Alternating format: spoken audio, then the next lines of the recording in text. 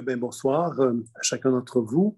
Alors, donc, pour cette petite conférence qui a pour objectif, donc, de vous présenter, en fin de compte, ce qui devait arriver, puis qui est arrivé. Donc, ce petit livre-là, finalement, qui s'appelle Découvrir votre spirale évolutive, qui est donc, il y a donc un livre qui est son petit frère, pourrait-on dire, qui s'appelle La spirale évolutive en bref, qui sont donc deux ouvrages que je vais un petit peu vous présenter aujourd'hui, mais surtout, finalement, de vous présenter la raison d'être de ces ouvrages-là, pourquoi ils ont été conçus, pourquoi ils ont été écrits, puisqu'évidemment, on écrit un livre parce qu'on a un souhait de communiquer, on a un souhait de partager quelque chose, puis évidemment, ces deux livres-là ont donc un objectif donc, de partage qui va être un petit peu l'objectif de la conférence de ce soir. Donc, pourquoi avoir appelé ça la spirale évolutive?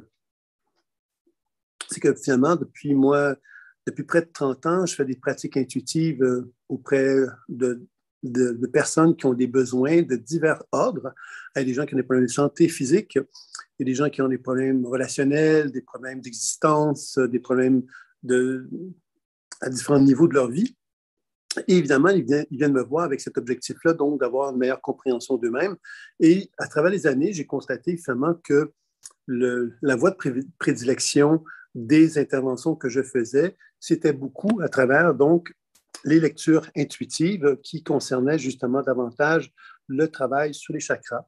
Et ça m'a amené donc à constater qu'à travers donc toutes ces années-là de pratique, j'ai pu constater qu'il y avait donc des thèmes récurrents ou des dynamiques récurrentes qui pouvaient se retrouver chez l'être humain. Puis, il y a quelques années, en fait, il y a même plusieurs années, on parle d'une dizaine d'années à peu près, j'ai eu un rêve, un songe qui était très puissant et qui m'a mis en contact avec l'idée d'un genre de typologie qui tournait autour des chakras. Et quand j'ai eu cette révélation-là, c'était clair pour moi que j'allais faire quelque chose de ce songe-là, parce que c'était un songe qui avait eu des images très fortes. J'avais eu une émotion aussi assez forte pendant que j'avais eu cette révélation-là. Et je savais que j'allais en faire quelque chose. Ce que je ne savais pas, c'est que ça prendrait peut-être autant d'années pour pouvoir le concrétiser, mais en même temps, ça me disait que ça prendrait du temps. Mais je ne comprenais pas à l'époque parce que j'avais le sentiment que le rêve était tellement puissant et que les images étaient tellement fortes que j'avais l'impression que j'allais pouvoir finalement faire les choses assez rondement. Et finalement, quand j'ai commencé à vouloir amener ce projet-là à terme, j'ai constaté évidemment que pour ce projet puisse se mettre à terme, il fallait que moi, j'arrive à une certaine maturité dans les observations intuitives que j'avais faites auprès de ma clientèle et que j'arrive donc à la traduire en mots, parce qu'un livre, finalement, c'est pas une lecture intuitive qu'on fait à une personne, c'est une tentative de proposer une genre de typologie. Une typologie, finalement, qui permet de comprendre comment l'humanité fonctionne, rien de moins. OK? C'était ça la prétention du livre. Je le dis avec un petit sourire pour amoindrir justement toute cette notion qui pourrait être associée à l'ego, associée à ça, c'est qu'on a un objectif, évidemment, donc de vouloir comme transmettre à travers un livre comme ça quelque chose qui propose effectivement une meilleure compréhension de l'être humain. Donc, c'était un peu ça l'objectif du livre, c'était de partir de cette inspiration, de ce songe-là, de me dire de quelle façon que je pourrais partager avec l'être humain une cartographie, une façon de voir l'humanité qui nous permettrait de mieux comprendre qui nous sommes et comprendre mieux ce que les autres sont aussi. Donc, ce livre-là était vraiment, l'objectif de ce livre-là était vraiment de tenter de partager d'une façon assez approfondie l'ensemble de cette lecture-là. Donc, comment est commencé la spirale évolutive? C'est que on sait que cette chakra, et pour tout vous dire, moi, j'ai commencé il y a plusieurs années à m'intéresser à Alice Bailey. Alice Bailey, je ne sais pas si il y en a qui la connaissent, mais c'est une femme qui a écrit plusieurs ouvrages, dont un important nombre de livres sur le traité sur les 7 rayons. Le traité sur les 7 rayons tournait autour des chakras, c'était les 7 rayons, donc, et c'était des livres très ésotériques et très obscurs qui n'étaient pas faciles à comprendre. Mais je m'y suis intéressé. Il y a quelques ouvrages donc, que j'ai particulièrement aimés de cet auteur-là, même si aujourd'hui, je trouve ça quand même assez obscur et assez ésotérique. En général, ces ouvrages, il y a quelques-uns de ces livres que j'ai beaucoup aimés. Et la spirale évolutive, finalement, est née de ce désir que moi, j'ai toujours voulu de prendre, à quelque part, d'enseignements ésotériques obscurs. Quand on parle d'intuition, c'est assez obscur aussi comme sujet. Donc, j'ai toujours voulu, moi, finalement, tenter de prendre ce qui était obscur et ésotérique et de le ramener à un niveau plus accessible pour parvenir justement à lui donner une signification plus facile d'accès pour la majorité d'entre nous. Et donc, la spirale évolutive est née avec cette idée de 7 familles d'âmes. Les 7 familles d'âmes, bien, évidemment, au tout début, moi, je ne faisais pas le lien avec les 7 rayons. C'est venu plus récemment, en fin de compte, après avoir fait le livre, que je me suis dit, bien, finalement, c'est une continuité de ma passion parce que Alice Bailey a été pour moi quelqu'un de très intéressant, que j'ai eu beaucoup de plaisir à découvrir. Et puis finalement, bon, il y a tout l'enseignement que j'ai suivi avec les guérisseurs qui m'ont permis aussi de découvrir que les guérisseurs avaient toute une façon de traquer les chakras qui était très importante, hein, qui permettait vraiment de comprendre comment l'être humain fonctionnait. Puis évidemment, tout doucement, ça m'a amené donc à cette vision des 7 familles d'âmes qui représentent pour moi les 7 expressions lumineuses, pourrait-on dire, que l'être humain, dont l'être humain se compose. Et ces 7 familles d'âmes-là, finalement, nous avons tous ces 7 familles d'âmes-là en état de nous-mêmes, sauf qu'évidemment, nous avons des dominances. Les dominances, c'est que moi, par exemple, je peux avoir une certaine dominance avec mon chakra du cœur, qui est le serviteur. Je peux avoir une certaine dominance avec mon chakra frontal, le philosophe. Donc, je peux avoir des particularités en tant qu'être humain qui vont me dire, mais toi, Sylvain, tu es vraiment très serviteur puis très philosophe, par exemple. Ça ne veut pas dire pour autant que je n'ai pas les autres composantes. Ça veut simplement dire que les autres composantes peuvent aussi exister en moi, mais d'une façon moins importante. Et ça, on va le voir à mesure qu'on va avancer, de quelle façon que j'ai pu identifier un petit peu, de codifier, en fin de compte, le degré de développement d'un chakra par rapport à un autre, etc. Donc, les 7 familles d'âmes sont donc 7 couleurs que moi, en tant qu'être humain, je dois tout au long de ma vie apprivoiser. C'est ça qu'on pourrait dire ça comme ceci. Les 7 expressions, je vais vous les présenter très sommairement. Donc, la première, c'est relié au chakra racine et c'est le bâtisseur. Et le bâtisseur, dans son expression la plus noble, c'est finalement l'être humain qui naît sur Terre et qui regarde la planète Terre. Il est ignorant, cet être humain-là, il naît dans un paradis et il constate que le paradis, quelque part, est merveilleux et que ce paradis fonctionne selon des règles et des lois. C'est-à-dire que si je veux des tomates, ben, il y a une façon de faire des tomates. Si je veux bénéficier de la planète Terre, il y a donc des conditions qui vont faire que je vais être capable de profiter de la planète Terre. Et bon, puis à partir de là, ben, je peux apprendre aussi à reconnaître que les arbres, ben, je peux couper des arbres, je peux faire diverses choses qui vont faire que je vais pouvoir construire des maisons, etc. Donc, tout ça, finalement, est associé à la façon que la matière elle existe. C'est pas moi qui dis, ben, la matière, c'est moi qui l'a créée, c'est moi qui dis, ben, tiens, j'ai de la matière dont je dispose, j'ai une planète qui est pleine de ressources, et moi, quelque part, ben, je dois apprendre à m'adapter à ces ressources-là pour être capable de profiter de la planète Terre tout en donnant à la planète Terre les meilleures conditions pour qu'elle puisse aussi se préserver. Donc, le bâtisseur, c'est ça. Alors, on sait évidemment que, socialement parlant, l'être humain, comment il a observé la planète Terre, aujourd'hui, on le comprend encore plus que jamais, avec la crise dans laquelle on se trouve face à l'écologie, par exemple, on comprend bien que nous, en tant qu'être humain, on a passé à côté du respect de cette planète Terre-là. C'est-à-dire qu'on a compris, on a voulu comprendre comment la planète Terre fonctionnait, mais on a voulu, quelque part, regarder la planète Terre comme un objet d'exploitation dans lequel on avait l'impression qu'il n'y avait pas de limite. Et c'est là qu'on a perdu connexion avec le respect de la planète Terre. C'est là qu'on a perdu connexion avec le bâtisseur, puisque le bâtisseur, justement, dans sa conviction profonde, il a compris que la planète Terre c'est un espace sacré. C'est un espace sacré qu'on doit honorer. Donc ça, c'est vraiment la définition du bâtisseur dans son expression équilibrée. On comprend évidemment que les blessures émotionnelles qui ont pu se vivre dans l'humanité chez les bâtisseurs, en fin de compte, c'est toute l'expression de notre chakra racine, ont fait que progressivement, l'être humain s'est comme éloigné de ce respect qu'il devait avoir envers la nature. Et c'est ce qui fait qu'aujourd'hui, en tant que collectivité, nous nous retrouvons avec un regard assez pessimiste concernant la planète Terre, parce qu'on voit bien finalement que si on continue comme ça, on se dirige vers une délimitation, c'est-à-dire qu'on constate que la planète Terre n'a pas la capacité de se reproduire, de renouer contact avec une forme d'auto-équilibre, et que donc, à ce moment-là, ben, nous, en tant qu'êtres humains, on doit finalement envisager de faire des changements à ce niveau-là. Donc, vous comprendrez ici que l'expression de l'âme, finalement, du bâtisseur, elle est donc une voie d'harmonie avec la planète Terre, puis que nous, en tant que collectivité, on s'en est éloigné. Et c'est souvent ceci, donc, la blessure émotionnelle du bâtisseur, qui est l'abandon. Et lorsqu'on se sent abandonné par par l'humain, d'une part, mais aussi par le sentiment quelque part qu'on a l'impression d'être seul au monde, ben, quelque part, on peut avoir des réactions infantiles. Les réactions infantiles, par exemple, c'est de devenir, par exemple, matérialiste et avoir l'impression que le seul moyen pour moi de ne pas être abandonné, c'est de posséder la matière. Parce que posséder la matière, bien, ça va remplir mon être d'une impression que je vais pouvoir contrôler ou pouvoir contrôler quelque part l'abandon que j'ai vécu. Je n'aurai plus à être abandonné parce que j'aurai une matière qui va me donner l'impression d'être tout puissant, par exemple. Et ça, c'est quelque chose qu'évidemment, on peut retrouver collectivement, c'est-à-dire qu'une grande majorité d'êtres humains ont compris que le seul moyen pour eux d'exister sur Terre, c'était d'accumuler, c'était de matérialiser, de voir la matière comme quelque chose d'important et que cette matière-là, ben, même si on n'en a pas besoin, c'est pas grave. L'important, c'est de finalement accumuler cette matière-là, nous donnant l'impression que comme ça, on allait pouvoir justement avoir un sentiment de plus grande puissance. Okay? Donc ça, c'est une expression donc, du bâtiment qu'on appelle l'hyperactivité qui va nous amener vers ce matérialisme-là.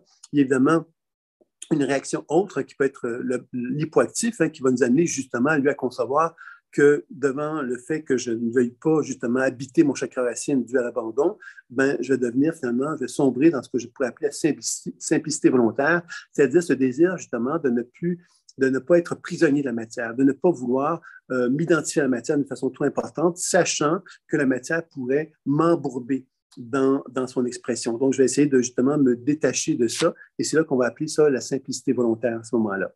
Donc, vous voyez que donc, dans la famille d'âme du chakra racine, donc le bâtisseur, il y a donc ces deux expressions-là, qui sont le hypo et l'hyper, on pourrait dire ça comme ceci, qui vont donc générer une certaine façon de fonctionner qui ne va pas être en accord donc, avec le bâtisseur tel qu'on l'a vu.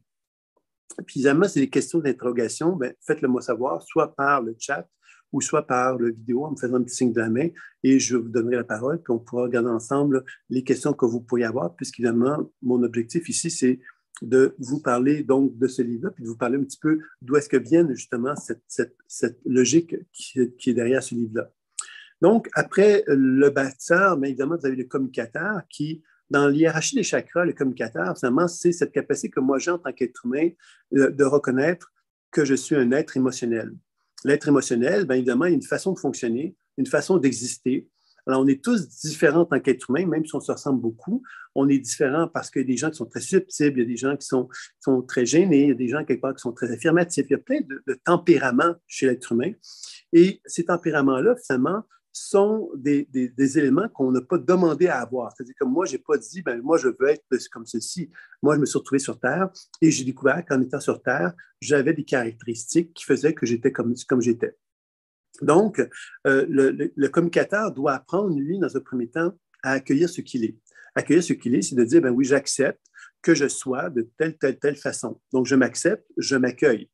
Et dans cet accueil-là, inévitablement, il y a une forme d'authenticité qui va en résulter, c'est-à-dire que je vais apprendre à accueillir qui je suis, puis à être authentique avec moi, c'est-à-dire ne pas me raconter des histoires sur moi-même. Je vais être capable d'être vrai avec moi, et cette vérité-là va me donner l'opportunité d'être vrai avec les autres et de chercher aussi à avoir une certaine forme de vérité avec mon entourage. Alors, vous voyez que le communicateur, dans son expression pure, c'est simplement cette forme de transparence, finalement, qu'on y pense, que tout être humain vise à travers son cheminement de vie, c'est-à-dire d'apprendre à être capable d'être vrai avec lui et d'être vrai avec son entourage. Et c'est ça un peu qu'on a tous comme objectif de vie aussi en tant qu'humain. Et encore là, évidemment, les blessures émotionnelles peuvent nous éloigner de cette expression pure-là. Et c'est le rejet qui va être associé donc au chakra sacré et au communicateur. Le rejet, mais évidemment, c'est cette incapacité justement de m'accueillir. Je vais rejeter ce que je suis et je vais rejeter ce que je suis souvent parce que quand je nais sur Terre, bien évidemment, mon entourage ne va pas me refléter l'accueil, il va me refléter un rejet. Et évidemment, tout au long de ma vie, je vais me retrouver dans une position où parce que je ne suis pas accueilli complètement comme je suis, ben, je vais devoir finalement m'adapter. Alors, de quelle façon qu'on va devoir s'adapter? Mais quand on y pense, quand on est sur Terre, on a nos parents. Alors, nos parents sont ce qu'ils sont, puis ils peuvent faire ce qu'ils peuvent, mais quelquefois, sans le vouloir, ben, ils vont mal réagir à qui on est. Et nous, on va mal interpréter ce qu'ils vont avoir comme réaction aussi. Donc, on va se rejeter parce qu'on a l'impression que nos parents ne nous accepteront pas totalement, complètement. Ça, c'est une première chose. Après ça, bien évidemment, quand on est dans une classe avec des professeurs, ben, le professeur peut aussi se retrouver dans une position où, parce qu'il a une volonté de nous cadrer, dans un contexte de regroupement. On est un groupe d'étudiants, donc il veut quelque part qu'on se conforme à une certaine façon de fonctionner. Donc, le professeur va exiger de nous un certain nombre de choses. Puis évidemment, à mesure qu'on va être progressé, qu'on va évoluer, bien, on va aussi sortir avec des amis qui vont avoir des attentes face à nous, on va avoir des attentes face à eux. Donc là aussi, on va se conformer, on va comprendre que pour être aimé, on doit faire des certain nombre de choses. Pour être apprécié, on doit faire un certain nombre de choses. On va sortir dans le milieu du travail, on va sortir avec des patrons qui vont nous demander des choses, on va devoir s'ajuster à eux aussi. Donc, comprenant quelque part que tout au long de notre vie, on a plein de prétextes pour ne pas être vrai avec soi. Pourquoi? Parce que quelque part, la personne qui est devant nous ne nous dit pas dis-moi qui tu es dans ta vérité. Et ce qu'il va nous dire, c'est moi, je veux quelque part savoir, je veux avoir de toi quelque chose. Et si tu ne me le donnes pas, ben, tu ne seras pas bienvenu dans l'échange que j'ai avec moi, parce que moi, ce que je veux, c'est quelque chose de toi. Alors ça, c'est beaucoup un thème récurrent dans la société qui fait que moi, en tant qu'être humain qui veut s'accepter et qui veut être authentique avec lui et avec les autres, ne soit pas accueilli dans cette volonté-là. Un autre élément important, c'est que socialement parlant, collectivement parlant, nous avons appris à ne pas développer cette authenticité-là. Il y a plein de thèmes qu'on pourrait développer là-dessus. Le thème, par exemple, de la publicité, qui a été développé dans une intention de vouloir influencer les gens. Alors, influencer les gens, ça ne veut pas dire quelque part d'être vrai avec eux. Ça veut donc dire de les influencer pour les amener à faire un achat dont ils n'ont pas besoin. En politique, on a compris que les politiciens, quelque part, ont une certaine liberté. Ils peuvent se permettre de promettre des choses, par exemple, quand ils veulent se faire élire, et quand ils sont élus, ils peuvent se permettre de ne pas nous donner ce qu'ils avaient promis. Donc, c'est une certaine liberté qui font que finalement, progressivement, on vit dans une société qui est de plus en plus aigrie, je dirais, parce que justement, cette forme de vérité que nous sommes tous à la recherche en état de nous-mêmes, ben, finalement, se retrouve qu'on constate qu'on ne la trouve pas nulle part dans la société. On n'arrive pas à trouver cette forme d'authenticité-là parce que justement, l'être humain est dans un processus où il n'est pas intéressé tant que ça à la vérité. Quand je donne un exemple, quand on rencontre quelqu'un dans la rue, on lui dit puis comment vas-tu? Puis la personne nous dit ça va bien, ben, on continue notre chemin, puis tout va bien, on est content, on a eu un échange avec les personnes très superficiel, et on est content parce que finalement, ça n'est pas venu bouleverser quoi que ce soit. Quand on rencontre quelqu'un dans la rue, que la personne nous dit ben, ça va mal, et que là, elle reste là, puis elle veut nous exprimer son malaise, son inconfort, elle est authentique, elle est vraie, mais quelque part, nous, finalement, on n'a pas la disponibilité nécessairement pour se relier à cette personne-là puis prendre le temps de discuter avec elle. Parce que quelque part, ce n'est pas quelque chose qui fait partie des mœurs, c'est-à-dire qu'on a appris, nous, finalement, à fonctionner dans ce qu'on pourrait appeler un monde d'apparence. Le monde d'apparence, c'est que finalement, on doit se conformer. Et se conformer, c'est dans une société, c'est finalement donc de ne pas dévoiler à quelque part ce qu'on ressent au fond de nous-mêmes, de ne pas dévoiler nos états d'âme véritables, mais de plutôt justement laisser croire que tout va bien. Et c'est là quelque part que ce mensonge-là est important. Puis c'est sûr que la blessure émotionnelle du rejet, mais qu'est-ce que ça va entraîner? Bien évidemment, c'est deux types de comportements que je vais vous parler. Le premier, bien évidemment, c'est la personne qui va chercher justement, quand il y a beaucoup d'énergie qui va se manifester dans son chakra sacré, qui va avoir le désir, en tous les cas, de prendre beaucoup de place envers les autres, qui va avoir envie effectivement d'être un peu ce que moi j'appelle le manipulateur. Le manipulateur, mais c'est celui justement qui a des envies, des désirs, puis envie de les affirmer auprès des autres. Il a envie de vendre ses désirs, il a envie de vendre ce que lui veut aux gens. Donc c'est un bon vendeur pour cette raison-là, parce que lui est convaincant, et puis donc il peut chercher à influencer les autres par sa volonté donc d'être affirmatif. Dans le cas de l'hypoactivité, qui va finalement être le cas où j'ai moins d'énergie, mon chakra sacré, bien évidemment, cette position-là va faire comme moi, je vais être plus dans une position où je vais être en retrait dans mon monde intérieur, puis je vais me dire, mais pourquoi la personne n'est pas venue me dire bonjour? Pourquoi cette autre personne-là ne m'a pas souri? Pourquoi cette personne-là n'a pas fait telle chose? Ainsi de suite. Je vais devenir hyper susceptible. Je vais donc me mettre en retrait et je vais attendre des autres, finalement, quelque chose que je m'attends qu'ils fassent, mais je ne vais pas le demander. Je vais plutôt être dans un mode de passivité, où je vais attendre finalement que les gens fassent quelque chose que je considérerais qu'ils devraient faire, mais qu'ils ne feront pas nécessairement. Donc, je vais développer une forme de passivité et d'attente par rapport à ça. Donc, vous voyez encore une fois que quand on regarde socialement parlant, l'idée du communicateur qui finalement est basée sur des règles bien simples d'authenticité, bien, socialement parlant, on a appris à vivre en tant qu'individu et en tant que collectivité. On est devenu à l'aise avec le mensonge. On est devenu on est parvenu à accepter finalement cette notion de mensonge. Et on acceptait quelque part que l'être humain qui est devant moi n'a pas à me dire la vérité. Il a à me dire quelque part ce que moi j'ai besoin pour être bien avec lui. Alors, vous voyez, c'est ça un peu qui est. Quand dans un couple, par exemple, on retrouve beaucoup ça aussi. L'idée dans un couple, c'est qu'un couple, ben, deux personnes ne vont pas nécessairement se dire tout ce qu'ils pensent, tout ce qu'ils ressentent, mais ils vont s'assurer, hein, s'ils veulent que le couple existe, ils vont s'assurer quelque part de préserver le couple. Préserver le couple, c'est donc de dire tout ce qu'il faut pour que le couple puisse fonctionner. Alors souvent, ça fait des relations qui ne sont pas nécessairement vraies, qui ne sont pas basées sur cette forme d'authenticité qu'on souhaiterait avoir dans une relation, mais qui vont être basées surtout sur cette forme de situation où on va chercher justement à développer une forme de conformité relationnelle qui va faire que les choses vont se faire bien comme il le faut.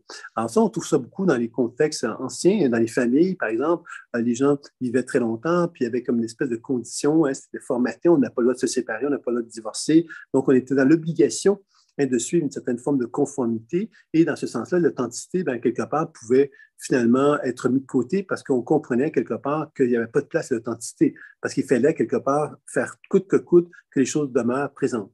Aujourd'hui, la société bouge. On bouge, puis ça amène des crises, évidemment, parce que ça nous amène à nous rendre compte, finalement, que ce qu'on pensait quelque part qui était figé, comme par exemple le mariage, des choses comme ça, c'est en train d'exploser à bien des égards. Puis on est en train de faire face, justement, à cette notion d'authenticité, de reconnaître quelque part que la vie, on a envie que notre vie, ben, quelque part, elle soit heureuse. Donc, on a envie, quelque part, de cette authenticité. On a envie d'être vrai avec les gens de plus en plus. Puis, évidemment, ça nous amène à nous questionner sur comment moi, je peux être vrai. Parce que quand je suis vrai, je n'ai pas besoin de faire du mal aux autres. Si moi, j'ai envie de dire quelque chose à quelqu'un, parce que j'ai une forme de vérité que je veux affirmer, je ne suis pas obligé de faire en sorte que cette affirmation-là soit douloureuse pour mon partenaire. Je peux le faire d'une façon bienveillante envers mon partenaire. Et tout ça, finalement, ça fait partie, à quelque part, d'une éducation manquante dans la société. Et le communicateur, bien évidemment, dans cette volonté d'authenticité, son objectif à lui, c'est pas de faire du mal aux gens, c'est pas de faire de la zizanie autour de lui, c'est plutôt, justement, d'essayer, à quelque part, de faire valoir qu'il existe, qu'il a des choses qu'il a communiquées, et que ces choses qu'il a communiquées ne sont pas là pour déplaire aux autres, ne sont pas là pour faire du mal, elles sont là pour être vraies, échanger d'une façon vraie avec les gens. Et c'est sans doute quelque chose qu'on doit simplement apprendre à développer dans la société. La troisième famille d'âmes, c'est les guerriers. Alors, les guerriers, c'est dans la hiérarchie des chakras, évidemment. C'est l'étape où, en tant que petit garçon, petite fille, je prends conscience que j'ai un certain talent. Un talent qui me donne de la puissance, qui me donne de la lumière, qui fait que les gens me mettent sur un piédestal. Par exemple, je suis très bon dans un sport. Ben, le fait que je sois très bon dans un sport peut m'amener une certaine forme de valorisation qui va faire que je vais me sentir important. Quelqu'un peut être très bon dans une matière, comme les mathématiques, et le fait que je sois très bon dans les mathématiques peut me donner une certaine forme de statut particulier qui me donne de la valeur également. Donc, vous voyez encore une fois que le guerrier, quelque part, c'est quelque chose qu'on doit développer en tant qu'être humain qui est relié à cette lumière que je dois apprendre à incarner. Cette lumière que je dois apprendre à incarner, elle repose sur quoi? Elle repose sur une forme de valorisation que j'ai appris à quelque part à reconnaître qui est en moi. Donc, il y a des gens qui ont la chance, très, très jeunes, à être valorisés dans certaines matières, dans certains talents qu'ils ont. Et malheureusement, il y a d'autres gens qui n'ont pas cette chance-là et qui ne sont pas mis en lumière parce que quelque part, on n'a pas reconnu la lumière qui les animait. Et c'est ça, quelque part, qu'il faut comprendre, c'est qu'on a tous une lumière à l'intérieur de soi, une lumière qui peut être plus ou moins flamboyante et qui est directement reliée à nos compétences et à nos qualités. Sauf que si ces qualités, ces compétences-là n'ont pas été nourries par notre entourage et que nous, on n'a pas été en mesure de les voir, bien inévitablement, on reste dans une position où cette lumière-là, quelque part, qu'on pourrait avoir parce qu'on l'a, on n'arrive pas à l'incarner parce qu'on n'arrive pas à la faire valoir, parce qu'on ne la voit pas, on n'arrive pas à lui donner une signification et un sens. Donc, le guerrier, évidemment, ça se fait à travers un apprentissage de vie. Donc, les plus chanceux vont se faire valoriser très jeunes parce qu'ils ont des compétences, des talents qu'on va identifier, qu'on va reconnaître. Et il y a des gens qui vont avoir plus de difficulté à les faire valoir, ces talents-là, mais nous en avons tous. Et quand on y pense, ces talents-là, à quoi ils vont servir? Ils ne vont pas servir à dominer les autres, ils ne vont pas servir à être dominés non plus. Ils vont servir justement à constater que moi, en tant qu'être humain, parce que j'ai cette lumière que je porte en moi, ces compétences que j'ai en moi, bien, j'ai envie de les partager. De les partager avec qui? Mais avec des gens qui vont être capables de me donner l'opportunité d'être davantage lumineux. Je ne veux pas me mettre en relation avec des gens qui vont m'enlever ma lumière, qui vont m'éteindre. hein, je vais plutôt chercher à me mettre en relation avec des gens qui vont valoriser ma lumière, qui vont me donner l'opportunité d'exister d'une façon plus importante. Et ça, c'est intéressant à comprendre que dans la société, malheureusement, bien souvent, la façon que la société fonctionne, cette lumière que moi, je peux avoir en moi, elle ne sera pas valorisée par mon entourage, parce que quelque part, mon entourage va voir ma lumière comme étant une lumière potentiellement qui pourrait assombrir la leur.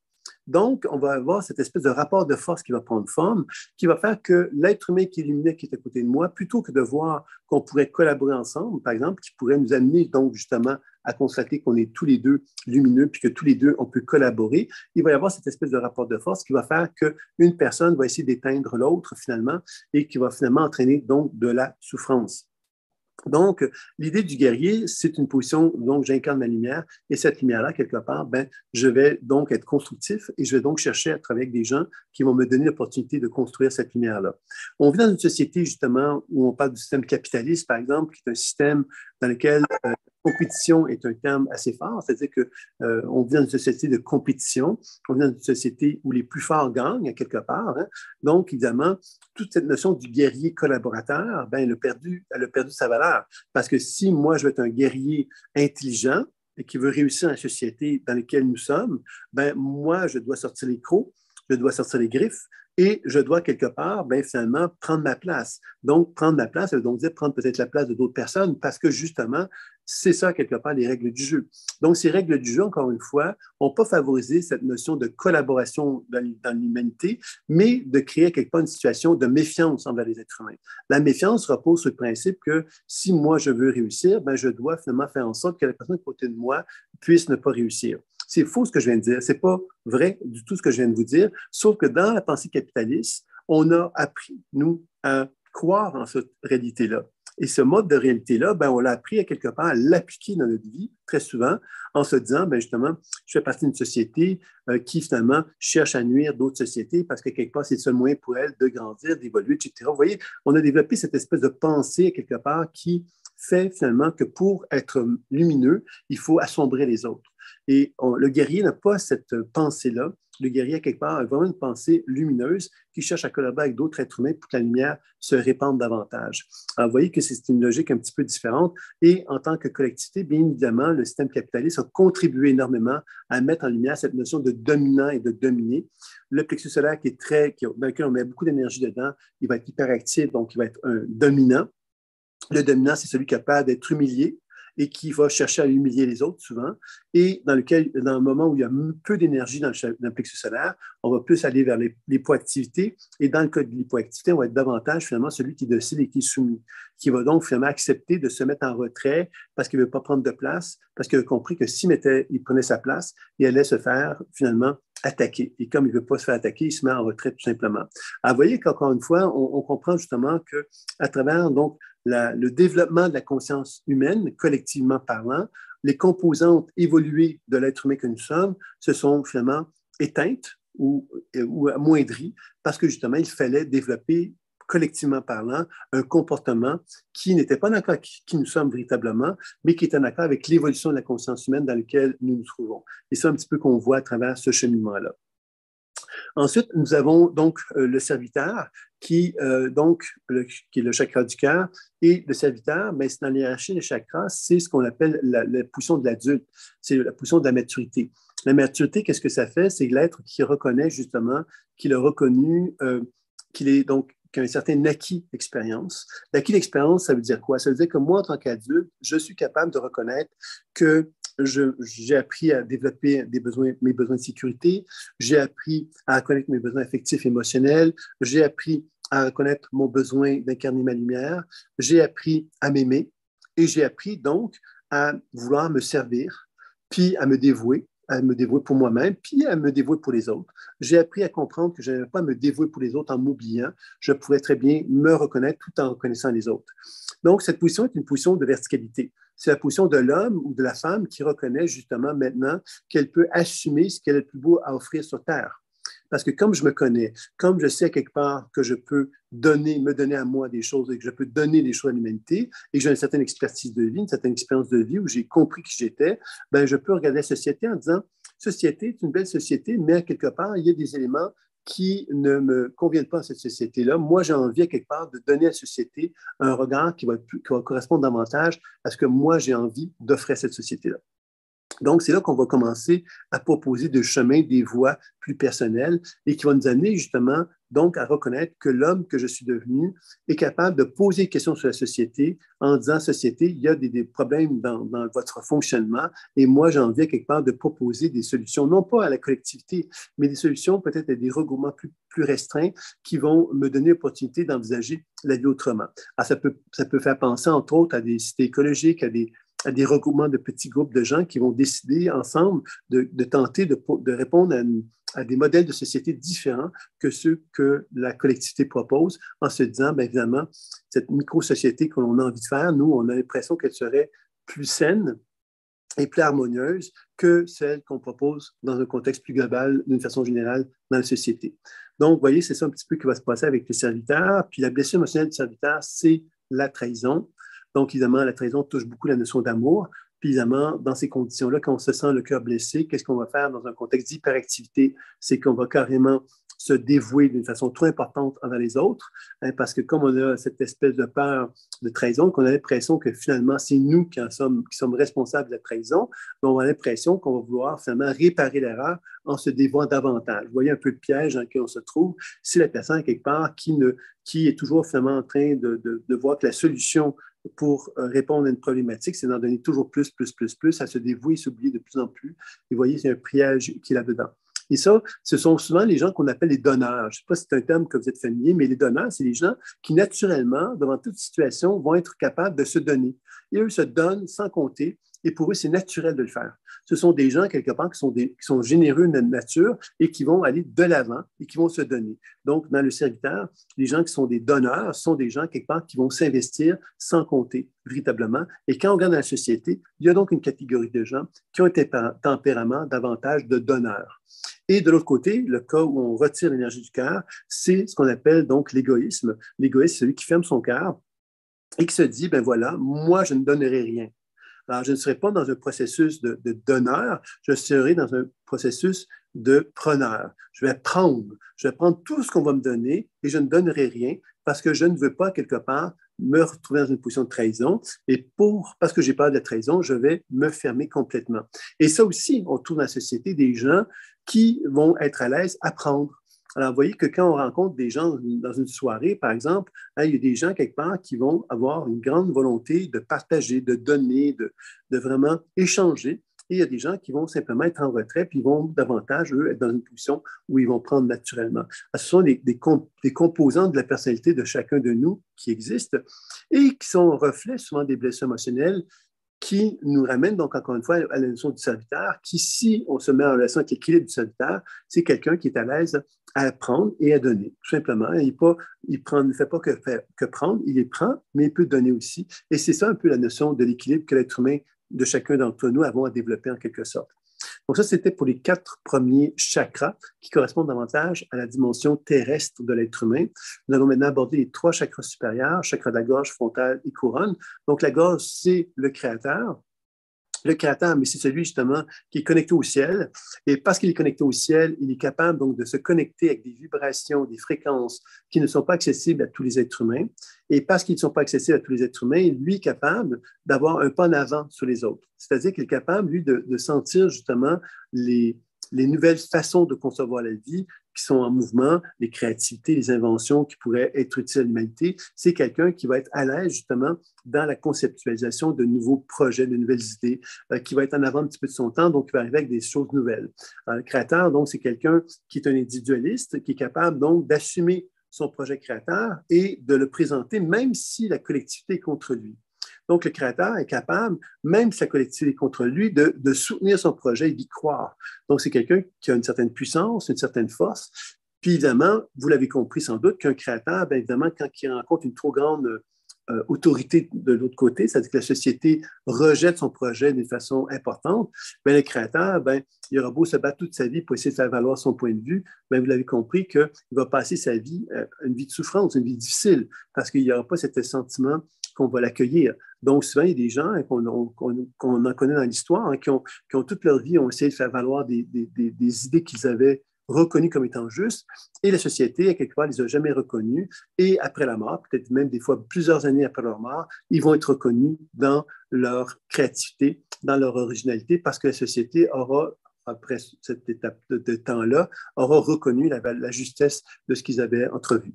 Enfin, ça, c'est l'esprit du créateur qui amène donc un type de personne, à quelque part, qui va être capable d'amener à la société un renouveau, en fin de compte, parce que le créateur, c'est ça, c'est une nouvelle vision du monde qu'on est en train d'amener dans l'énergie du créateur.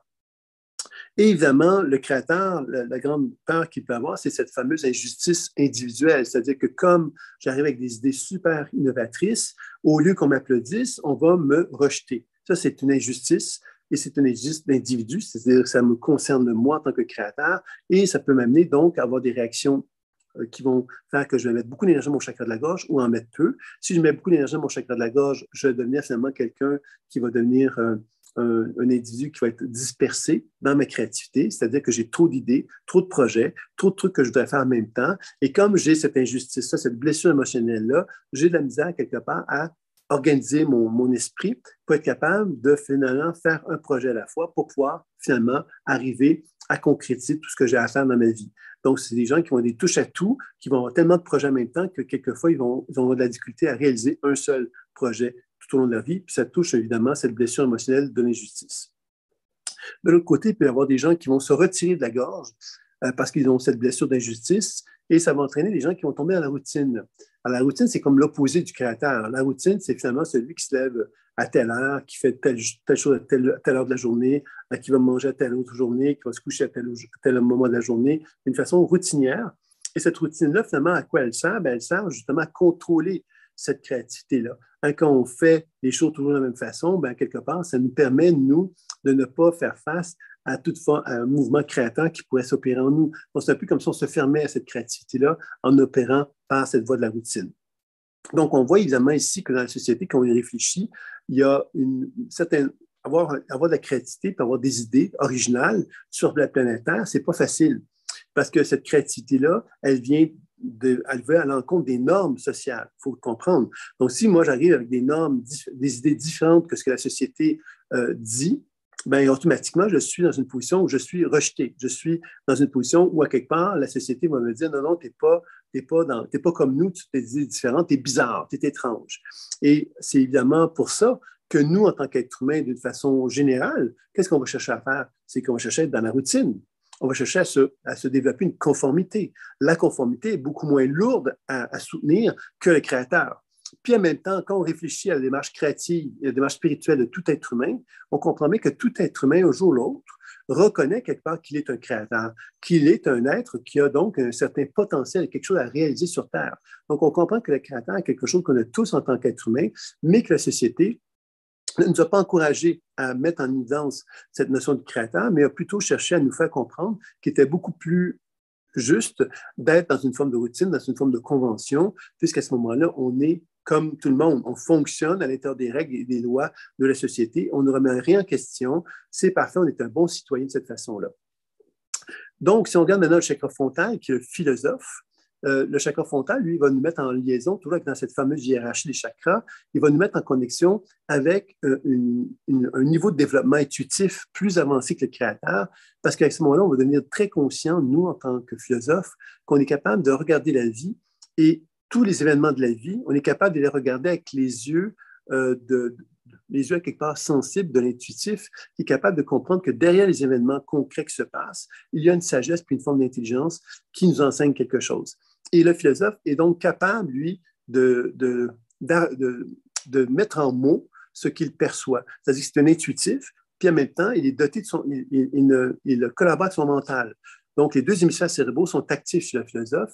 Donc, c'est un intuitif capable d'argumenter une connaissance intellectuelle qui va lui permettre donc d'être capable de comprendre finalement ce qu'il perçoit intuitivement, puis être capable donc d'arriver même à une compréhension d'un modèle de vie. C'est-à-dire le philosophe est capable d'expliquer la vie. Un philosophe, c'est capable d'écrire un livre sur la philosophie, par exemple. C'est capable d'écrire un livre sur la spiritualité, dans lequel il a un message à transmettre, une connaissance argumentée à transmettre.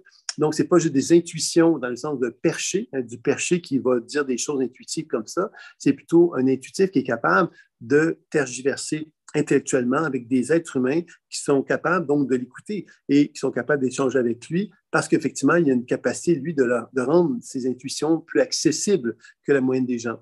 Donc, le philosophe est quelqu'un qui a un grand pouvoir de communication, un grand pouvoir, donc, justement, d'influencer aussi la collectivité, puisqu'il est capable de l'influencer parce que ce n'est pas juste un être qui va arriver avec des intuitions comme ça, c'est quelqu'un qui va être capable d'arriver avec un modèle de vision du monde qui va être capable, donc, de pouvoir partager avec les gens.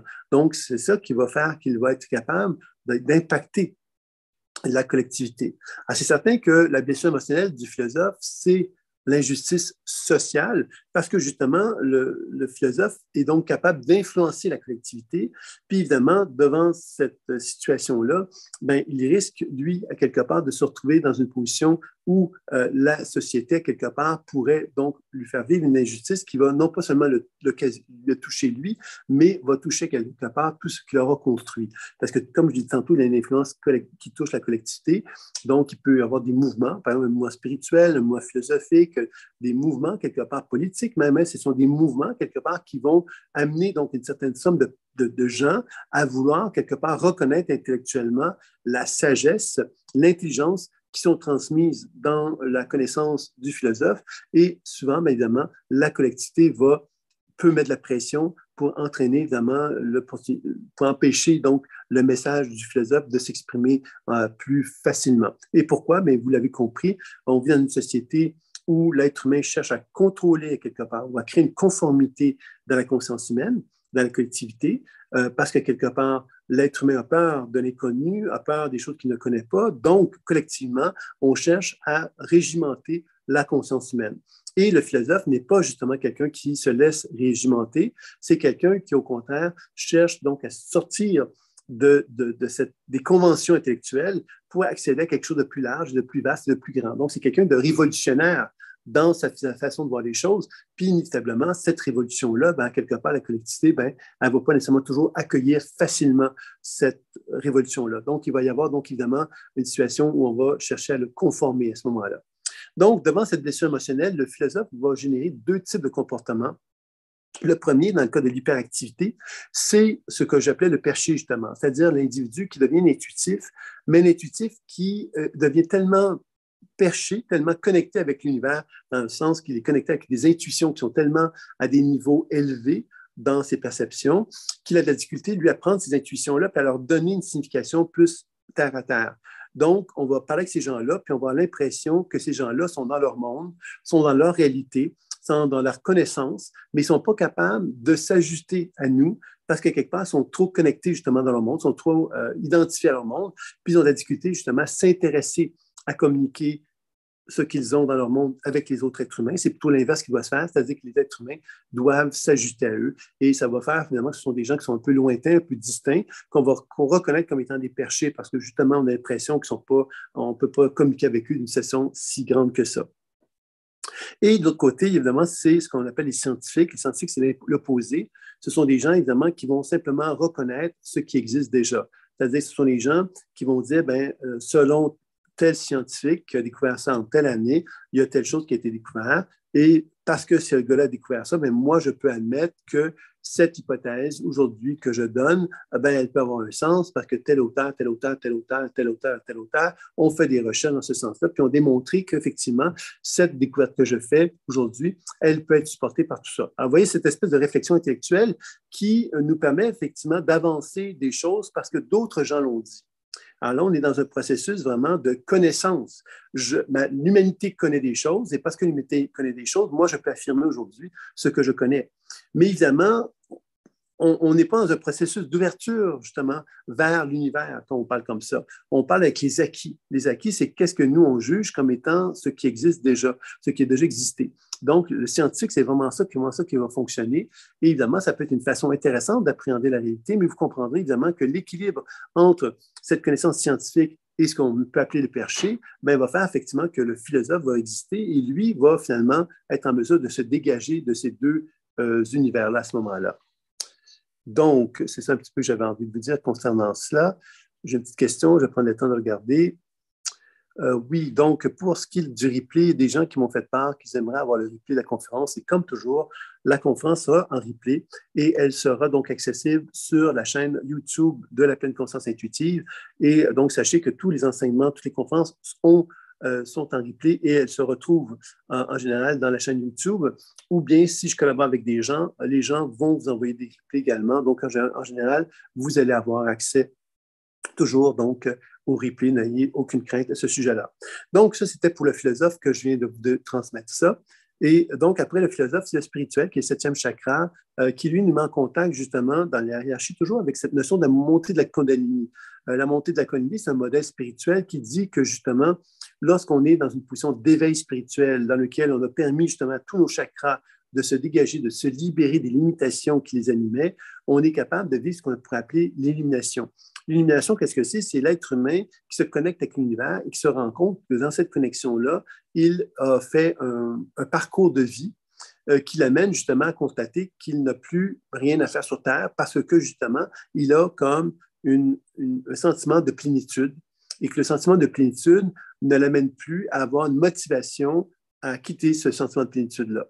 Donc, c'est souvent ce qu'on retrouve dans l'image folklorique, quelquefois, qu'on peut se donner du maître qui est sur une montagne et qui est sur le sommet d'une montagne, qui médite et qui est plus intéressé à interagir avec l'humanité, à être vivant, à exister dans l'humanité, parce que quelque part, il y a un sentiment de plénitude et cette plénitude-là le remplit tellement de joie et de satisfaction qu'il n'a plus envie de faire des efforts pour essayer justement d'exister sur Terre. Alors, vous voyez, c'est ça un peu qu'on pourrait appeler le spirituel. Et ces gens-là vont souvent dégager un sentiment de paix, de quiétude, de tranquillité, qui vont faire que les gens qui vont les côtoyer vont avoir envie d'être avec eux parce que ce sentiment de spiritualité qu'ils peuvent ressentir, ben, à quelque part, ça va les amener, ces gens-là vont tellement se sentir bien à côté d'eux qu'ils vont rechercher la présence de l'être spirituel. Donc, vous voyez que c'est ça qui va entraîner justement ce qu'on va reconnaître comme étant un individu qui est un être spirituel, c'est ce besoin-là. Ce n'est pas lui qui va dire « je suis un être spirituel », c'est les gens qui le côtoient qui vont dire « cette personne-là a quelque chose de spécial, quand je suis avec elle, je me sens bien, je me sens en paix, je me sens en harmonie, etc. etc. » Donc, c'est un être accompli. Puis, évidemment, cet être accompli-là peut vivre une expérience, une blessure émotionnelle qui est l'injustice spirituelle. L'injustice spirituelle, c'est beaucoup une problématique d'ego, hein, parce que quand on vit une injustice spirituelle, c'est parce que quelque part, la démarche spirituelle qu'on a faite nous a amené à nous dire, ben moi, il me semble que je mériterais mieux. C'est-à-dire que moi, parce que j'ai fait une démarche spirituelle, ben Dieu devrait me donner certains avantages, me donner certaines facilités, etc. Comme je ne les ai pas, ces facilités-là, ben moi, je suis dans un processus de rébellion, je suis mécontent, je suis fâché. Et évidemment, ça peut entraîner cette forme de rébellion d'ego. Il y a deux types de comportements qu'on va voir qui vont découler de ça. Mais si on regarde dans le cas de l'hyperactivité, qui va générer justement davantage cette notion de l'ego qui va avoir l'impression qu'il est blessé, qu'on ne lui a pas donné la place qu'il mérite et qu'il va vouloir prendre la place qu'il mérite, ça va entraîner souvent ce qu'on appelle le sectaire. Vous avez sans doute déjà entendu parler du concept de la secte. En France, c'est un terme qui est très...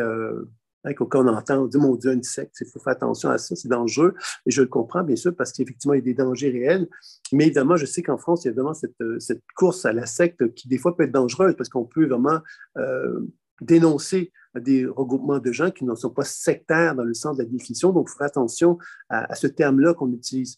Mais c'est vrai que la secte, en général, qu'est-ce qu'elle va faire? C'est qu'un individu va se proclamer le bon Dieu. Hein, il va se dire, ben moi, hein, Dieu, à quelque part, ne m'a pas reconnu, et moi, je me reconnais et je me donne la valeur que je mérite.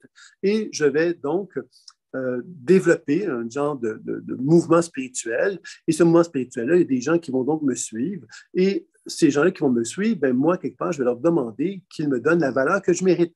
Et c'est là qu'il y a des abus, hein, parce que ça veut dire que comme je me reconnais comme étant Dieu, ben, ça veut dire que les gens qui sont autour de moi vont devoir se conformer aux règles et aux lois que moi, je vais décider qui sont justes dans le mouvement dans lequel je suis.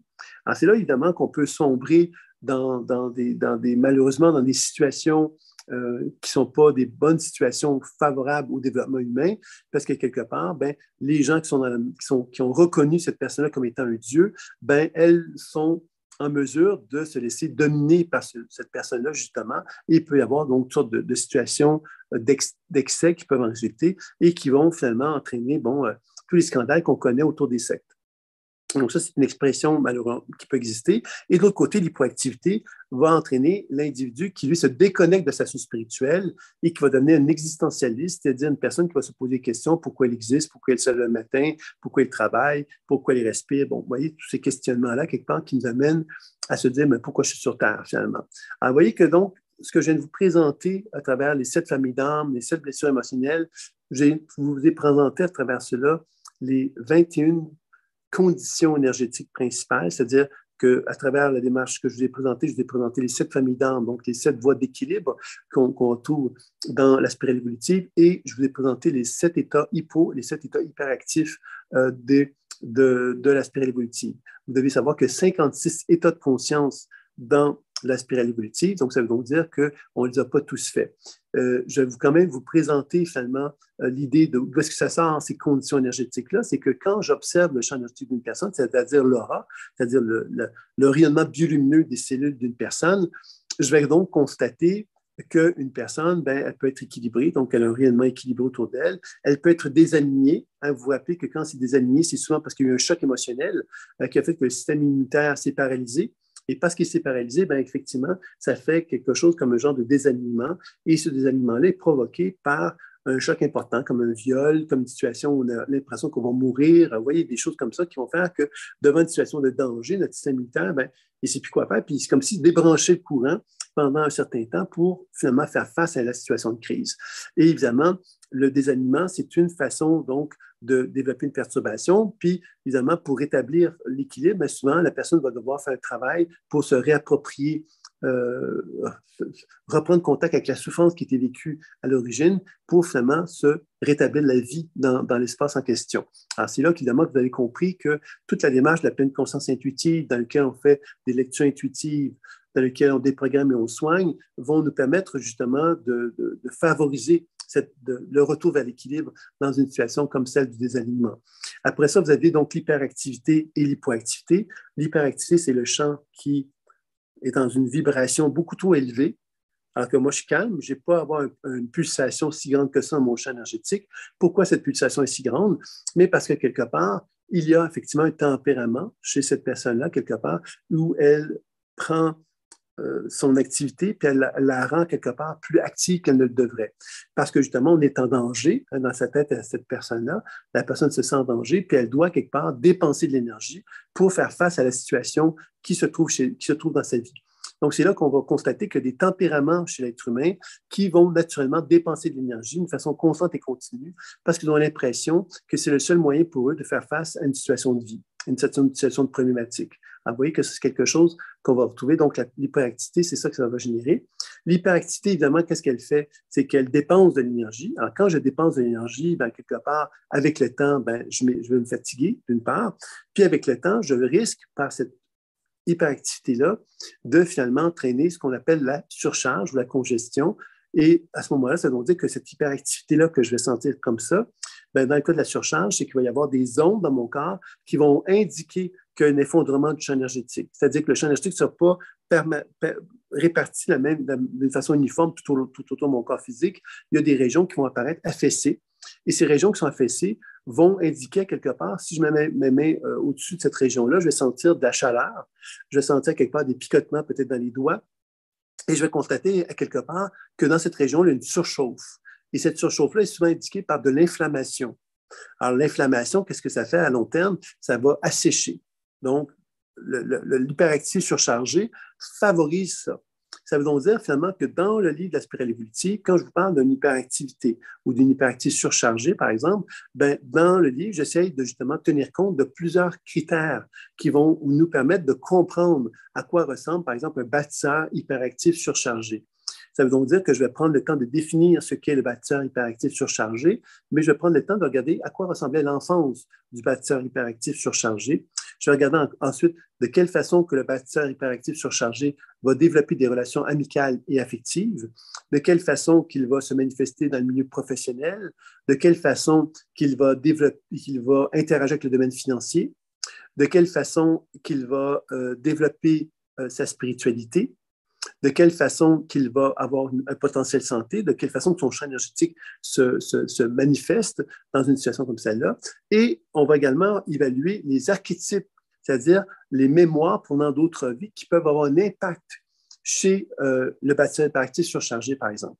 Alors, vous voyez que dans le livre, finalement, pour les 56 états de conscience, vous avez donc une définition de la famille d'âme, de la condition énergétique des animés, hypo, hyper, etc. Et vous avez donc une définition très complète pour chacun d'eux, dans laquelle vous allez voir plusieurs volets de la façon que l'être humain interagit avec lui-même ou avec son entourage à travers donc cette présentation-là. Donc, vous voyez quelque part que ça va faire quelque chose d'assez complet. Donc, dans le cas de l'hyperactif surchargé, vous avez compris que c'est la seule chose qui va en résulter. Et si la condition continue à perdurer dans le sens du déséquilibre, on va atteindre l'hyperactif épuisé, qui va être finalement un effondrement plus général de l'individu, c'est-à-dire que quand on est épuisé, le champ énergétique s'effondre d'une façon plus importante. Et quand il y a un effondrement, bien évidemment, les conditions physiologiques deviennent moins favorables, c'est-à-dire qu'on devient plus épuisé, donc on devient plus fragilisé. On risque quelque part, donc, à ce moment-là, d'avoir moins de ressources pour faire face à des situations de stress, pour faire face à la vie, pour faire face à des épreuves. Donc, on va être plus proche d'une situation où on pourrait tomber malade, en quelque sorte. Donc, l'idée du livre, finalement, vous l'avez sans doute compris, c'est, à travers cette démarche-là, c'est de comprendre que chacun des 7 familles d'âmes va se retrouver donc dans une évolution de vie dans laquelle on peut se retrouver équilibre, des alignés hyperactifs surchargés, épuisés. On va voir ensuite l'hypoactif surchargé, hypoactif épuisé. Et à travers ce voyage-là qu'on effectue, on apprend à constater de quelle façon, comme moi, en tant qu'être humain, je peux pour revenir à l'équilibre. Revenir à l'équilibre, c'est de renouer contact avec la position où moi, je suis dans une position où l'expression de mon âme, par rapport au chakra sur lequel je travaille, soit en harmonie avec moi. Et c'est tout ça, quelque part, le travail qu'on va essayer justement de découvrir dans la spirale évolutive. Donc, je vais poursuivre maintenant avec l'hypoactivité, qui est donc l'opposé de l'hyperactivité. L'hypoactivité, c'est quelque chose qui va être beaucoup plus lent, mais trop lent, finalement. Vous voyez? C'est-à-dire que la pulsation équilibrée va avoir une certaine pulsation d'équilibre. La pulsation hyperactive va être trop active et l'hypoactivité n'est pas assez active. C'est comme trop lent. Voyez?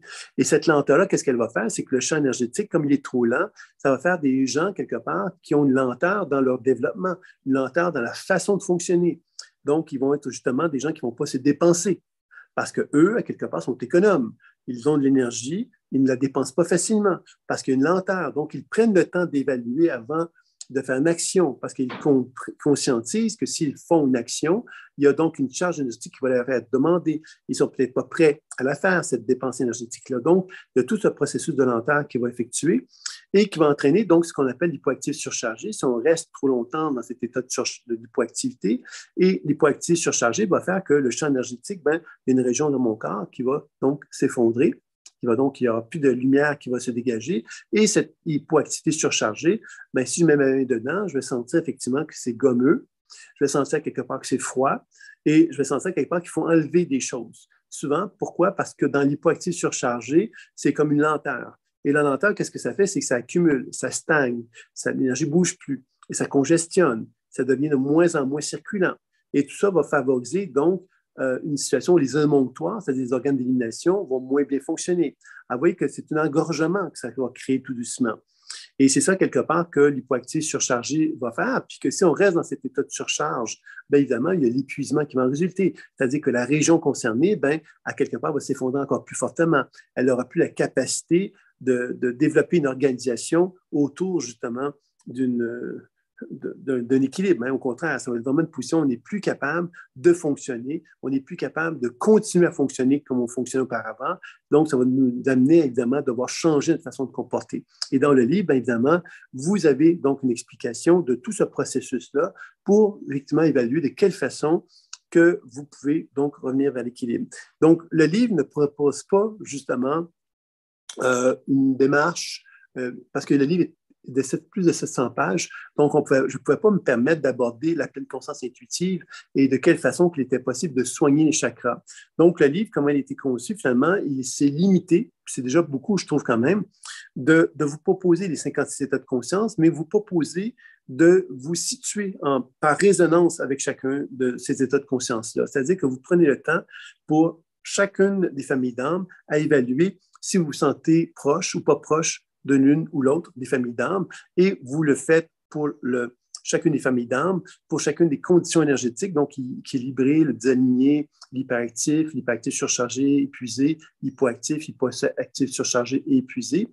Vous allez le faire pour tous les domaines de vie, hein, c'est-à-dire pour l'enfance, pour les relations affectives et amoureuses, et amicales plutôt, le travail, le domaine financier, la vie spirituelle, la santé, les archétypes, la résonance et les archétypes. Alors, vous allez apprendre donc effectivement à vous positionner pour chacun de ces domaines de vie-là, ce qui veut dire qu'à la toute fin du livre, vous allez être capable de pouvoir faire ce que moi j'appelle le profil de la spirale évolutive.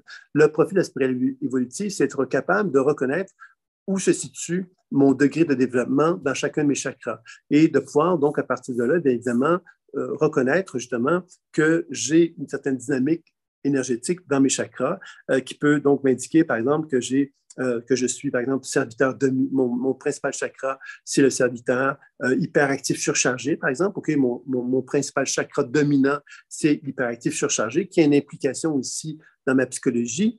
Je vais ensuite pouvoir regarder les autres chakras, évidemment, qui ont une certaine importance, qui va m'amener donc à être capable d'interpréter aussi mon profil spirale évolutive. Et ça, c'est présenté dans le livre comme c'est ça un peu le cheminement que je vous propose de faire dans le livre. Donc, il y a vraiment un parcours évolutif que vous effectuez dans le livre.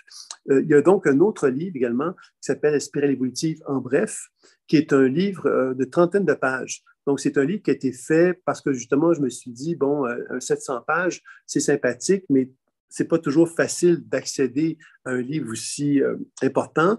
Donc, j'ai pensé à faire un tout petit livre qui est un peu comme la spirale évolutive en bref. C'est un 30 pages en couleur qui vous présente des tableaux synthétiques qui ne reprend pas tout l'ensemble de l'enseignement qui est proposé dans le gros livre, parce que l'objectif n'était pas de tout reprendre ce qui était vu dans le livre, puis en faire quelque chose de synthétique. C'est vraiment prendre les grandes lignes et de vous donner accès plus facilement et plus synthétiquement à la spirale évolutive et de vous permettre donc de pouvoir découvrir la spirale évolutive d'une façon plus légère par la spirale évolutive en bref. Donc, c'était pour cette raison-là que j'ai pensé que ça peut être intéressant d'avoir ces deux versions-là, finalement, pour les gens qui ont envie de les découvrir. Donc, ça, c'était pour vous présenter vraiment la spirale évolutive dans sa dimension qu'on retrouve dans le livre. Et je ne sais pas s'il y aurait des questions sur l'ensemble de ce que je vous ai dit jusqu'à maintenant. Et si vous en avez, bien évidemment, n'hésitez pas à me le faire savoir, que ce soit dans le chat ou bien sûr encore en me faisant un signe pour me dire que vous êtes intéressé à me faire part de la question que vous pouvez avoir. OK, donc j'ai une question ici.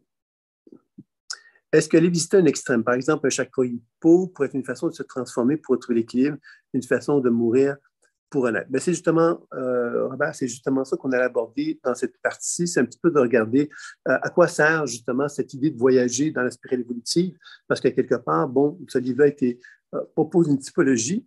Alors, la typologie, c'est une façon d'aborder l'être humain avec un regard de l'humanité à l'intérieur d'une grille. La grille, c'est de 56 états de conscience qui se retrouvent dans le livre. Maintenant, ce que j'aimerais vous parler maintenant, c'est de la pratique. Parce qu'évidemment, ce livre-là découle de ma pratique, donc découle aussi d'un enseignement qui a pour objectif donc d'apprendre à développer par le biais de la pleine conscience intuitive une capacité donc de reconnaître ce que c'est cette typologie-là dans l'expérience pratique de l'être humain que nous sommes. Alors, comment va-t-on faire ça? C'est là qu'on va commencer à aborder justement des techniques de soins autour des chakras. Mais évidemment, vous savez que dans la pleine conscience intuitive, il y a plusieurs boîtes à outils. Il y a des boîtes à outils qui vont travailler sur les chakras, il y a des boîtes à outils qui vont travailler sur le taux de guérison, il y a des boîtes à outils qui vont travailler sur l'aspect plus psycho-émotionnel, etc., etc. Donc, l'idée de l'enseignement pratique, c'est de vous donner l'opportunité de pouvoir explorer la spirale évolutive, mais d'une façon pratique, donc d'être moins dans la théorie, puisque le livre vous permet d'aborder la spirale évolutive dans une dimension théorique. Maintenant, l'objectif du livre était aussi de donner aux gens qui vont dans une dimension pratique un genre de langage qui leur permet de mieux comprendre ce qui se passe dans leur perception, dans leurs observations. Donc, la première étape de soins qui est proposée dans l'enseignement spirituel évolutif, c'est la dimension énergétique. dans lequel on apprend justement à constater qu'il est possible d'interagir avec un chakra. Alors, si moi je fais un travail sur mes chakras, ben, j'apprends justement à constater que pour chacun de mes chakras, je peux interagir avec lui. Interagir avec lui, ça veut donc dire que je vais faire des actions énergétiques pour chercher à évaluer de quelle façon que mon chakra est dans un degré de développement énergétique. C'est-à-dire qu'un chakra qui a un potentiel de santé optimal va donc répondre aux diverses techniques que je vais faire sur lui, va donc répondre d'une certaine façon qui vont m'informer que le chakra n'est pas dans un état de perturbation ou de déséquilibre.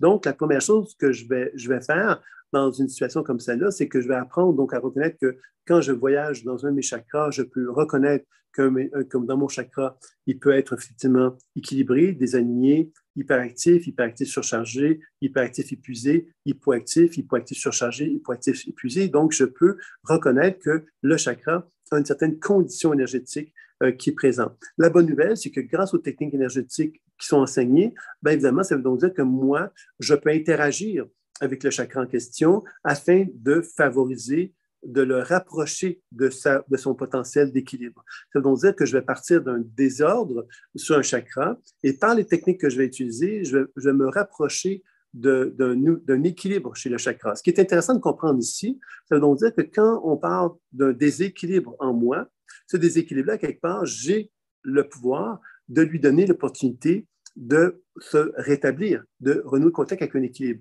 Et renouer contact avec un équilibre, ça signifie de lui donner l'opportunité de me montrer le chemin de la guérison, le chemin de mon évolution. Ça veut donc dire que plus mon chakra est équilibré, plus je suis capable, moi, de reconnaître le potentiel de guérison qui est en moi, le potentiel évolutif qui est en moi. Et c'est comme ça, évidemment, que le travail sur l'énergétique des chakras va me permettre de favoriser une circulation énergétique plus importante dans mon chakra et me donner l'opportunité de reconnaître justement ce potentiel évolutif qui va opérer. Pourquoi? Mais parce que plus je dégage d'énergie dans mon chakra, plus je lui donne l'opportunité d'être de plus en plus équilibré, mais plus il me montre la voie, le chemin qui est le plus harmonieux pour moi. Donc ça, c'est une des premières raisons pourquoi ça peut être très utile de travailler sur les chakras pour permettre justement cette vision qu'on peut équilibrer le chakra en question. Une question d'Alice qui me dit, c'est une étude de cas pratique et une proposition d'outils pour soigner les états énergétiques abordés.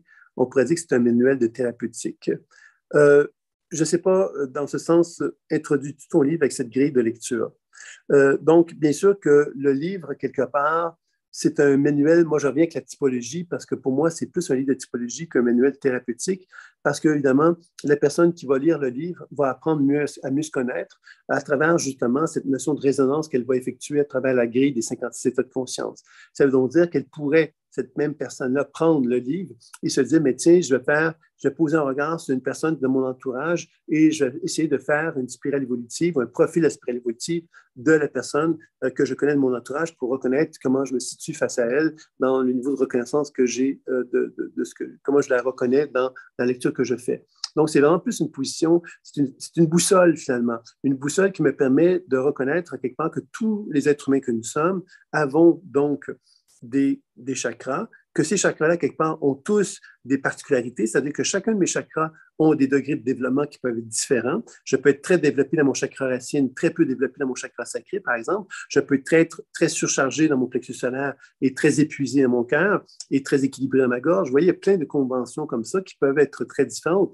Donc, le voyage que je vais effectuer dans mes chakras et les actions que je vais faire pour chercher à rétablir l'équilibre énergétique va déjà être une façon pour moi de reconnaître que plus ma structure énergétique est équilibrée, hein, plus je cherche à tendre vers ça et plus j'attends vers un potentiel évolutif qui me ramène vers une position de plus grande justesse et de plus grande vision de qui je suis et de vers quoi je tends. Donc, c'est là-dessus que ça peut être très intéressant. Donc, il y a une notion de soin là-dedans, puis il y a aussi la notion, évidemment, de finalement, plus j'équilibre qui je suis, plus j'apprends donc à reconnaître, à valoriser ce potentiel évolutif-là.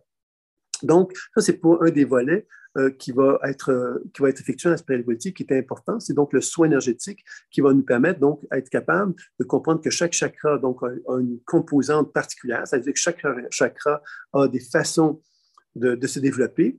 Puis, on va comprendre aussi à travers les techniques que les chakras sont en étroite relation les uns avec les autres. C'est-à-dire que mon chakra du cœur peut être perturbé parce que mon plexus solaire a aussi un degré de perturbation. Donc, on comprend ici que chaque chakra est autonome, puis en même temps, chaque chakra a une interrelation avec les autres chakras. Et quand on commence à comprendre tout ça, mais ça nous permet de comprendre justement les dynamiques énergétiques qui peuvent exister en soi. Et ces dynamiques-là sont très intéressantes parce que quand on comprend que la spirale évolutive est un langage intuitif qui est riche, on comprend évidemment que, par exemple, l'hyperactivité surchargée du bâtisseur peut avoir une action sur l'hypoactivité, par exemple, que je peux avoir dans mon chakra sacré. Vous voyez que les conditions énergétiques qui peuvent exister entre les chakras vont donc avoir des communications et qui vont créer des dynamiques qui vont finalement permettre d'enrichir ma compréhension de mon comportement. Et que toutes les actions où je cherche à équilibrer le chakra dans sa vision énergétique vont me permettre, moi, de pouvoir donc améliorer ma condition d'alignement avec mon être et de me rapprocher donc d'une vision plus équilibrée. L'autre volet qui va être vraiment intéressant dans la spirale évolutive, c'est de travailler sur des états de conscience. Parce qu'on a vu qu'il y a 56 états de conscience dans le livre.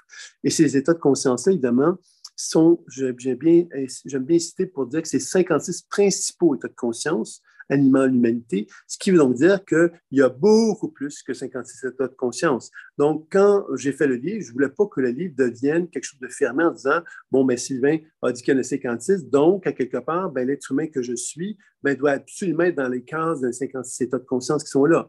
Je veux vous faire comprendre que l'être humain étant plus complexe que ça, moi, je vous ai présenté une façon de poser un regard sur l'humanité qui est intéressant.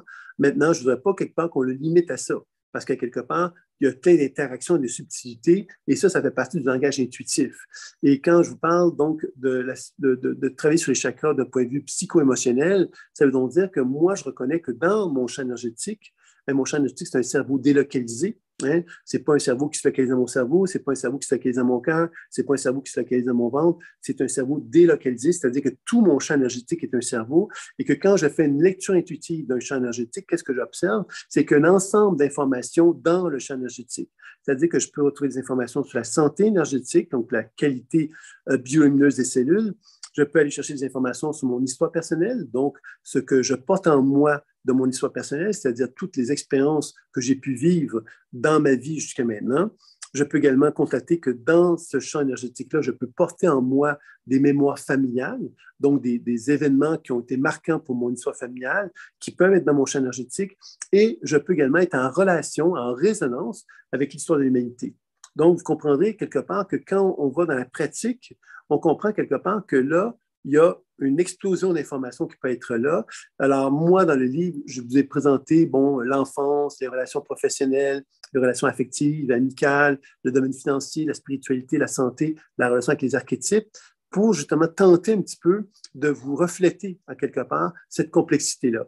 Alors, évidemment, la complexité qui se retrouve dans le livre, elle est différente, bien sûr, que quand on la met en application pratique. Alors, ça veut donc dire que moi, par exemple, si je veux travailler sur ma dimension psycho-émotionnelle et que je veux travailler, par exemple, sur l'insomniaque qui est en moi, l'insomniaque qui est en moi, ce n'est pas Sylvain Bélanger. C'est une facette de moi qui s'exprime par moment dans une certaine période de ma journée, qui va être sans doute la nuit, par exemple. Hein, par exemple, de 3 à 5 heures, je suis insomniaque. Sylvain Bélanger est insomniaque de 3 à 5 heures et l'état de conscience d'insomniaque va émerger entre 3 et 5 heures. Celui qui est colérique va s'exprimer de temps en autre dans la journée, dans certaines circonstances. Donc, on comprend ainsi que les états de conscience, ça veut donc dire que ça reflète une expression de qui je suis, qui n'est pas moi. Hein, quand je suis colérique, je ne suis pas nécessairement Sylvain Bélanger. Je suis une expression de Sylvain Bélanger qui va s'exprimer dans certaines circonstances. Donc, on comprend ici que dans la position de témoin, hein, qui est valorisée beaucoup dans la pleine conscience intuitive, la position de témoin, c'est celui qui apprend à observer ce qu'il est. Donc, quand on veut travailler sur nos émotions, quand on veut travailler sur nos comportements mentaux, quand on veut travailler sur des facettes de nous qui peuvent nous apparaître comme étant perturbatrices, on comprend que ce ne sont que des états de conscience sur lesquels on travaille. Et ces états de conscience-là, évidemment, dans la pratique intuitive, ce qu'on va chercher à faire, c'est qu'on va donc chercher à travailler sur des représentations visuelles, auditives ou sensitives de ces comportements-là. Et l'intérêt de la pratique intuitive, c'est que je vais commencer à constater que Sylvain Bélanger, qui est colérique, n'a pas la même constitution énergétique que Sylvain Bélanger, qui est insomniaque. C'est-à-dire que selon la facette sur laquelle je vais travailler, je vais constater que ces facettes-là de moi n'ont pas le même développement des chakras, par exemple. Et ça devient intéressant. Ça veut donc dire que si je travaille sur l'insomniaque, par exemple, ben, je peux donc constater que Sylvain Bélanger insomniaque a une certaine structure énergétique au niveau de son champ énergétique, de ses chakras. Et moi, je peux donc intervenir sur cette structure-là afin de chercher à la rétablir, à l'équilibrer. Et qu'à ce moment-là, évidemment, je vais donc découvrir, et je vais donc avoir une connaissance de ce comportement-là. Je vais aussi apprendre, donc, évidemment, à chercher à l'équilibrer, et je vais chercher évidemment à reconnaître le potentiel évolutif qui est derrière tout ça. Donc, je vais faire un travail de réharmonisation, en quelque sorte, de la facette que je reconnaissais qui n'était pas d'accord avec moi. Et c'est ça un peu le principe, c'est d'apprendre à se réharmoniser, à se réunifier avec les énergies qui sont en désaccord avec mon être, finalement. C'est ça un petit peu l'objectif de ce qu'on va faire. J'ai une petite question que je vais aller voir. Est-ce que tu as repéré et étudié des rythmes dans l'apparition de ces facettes qui pourraient aider à les soigner?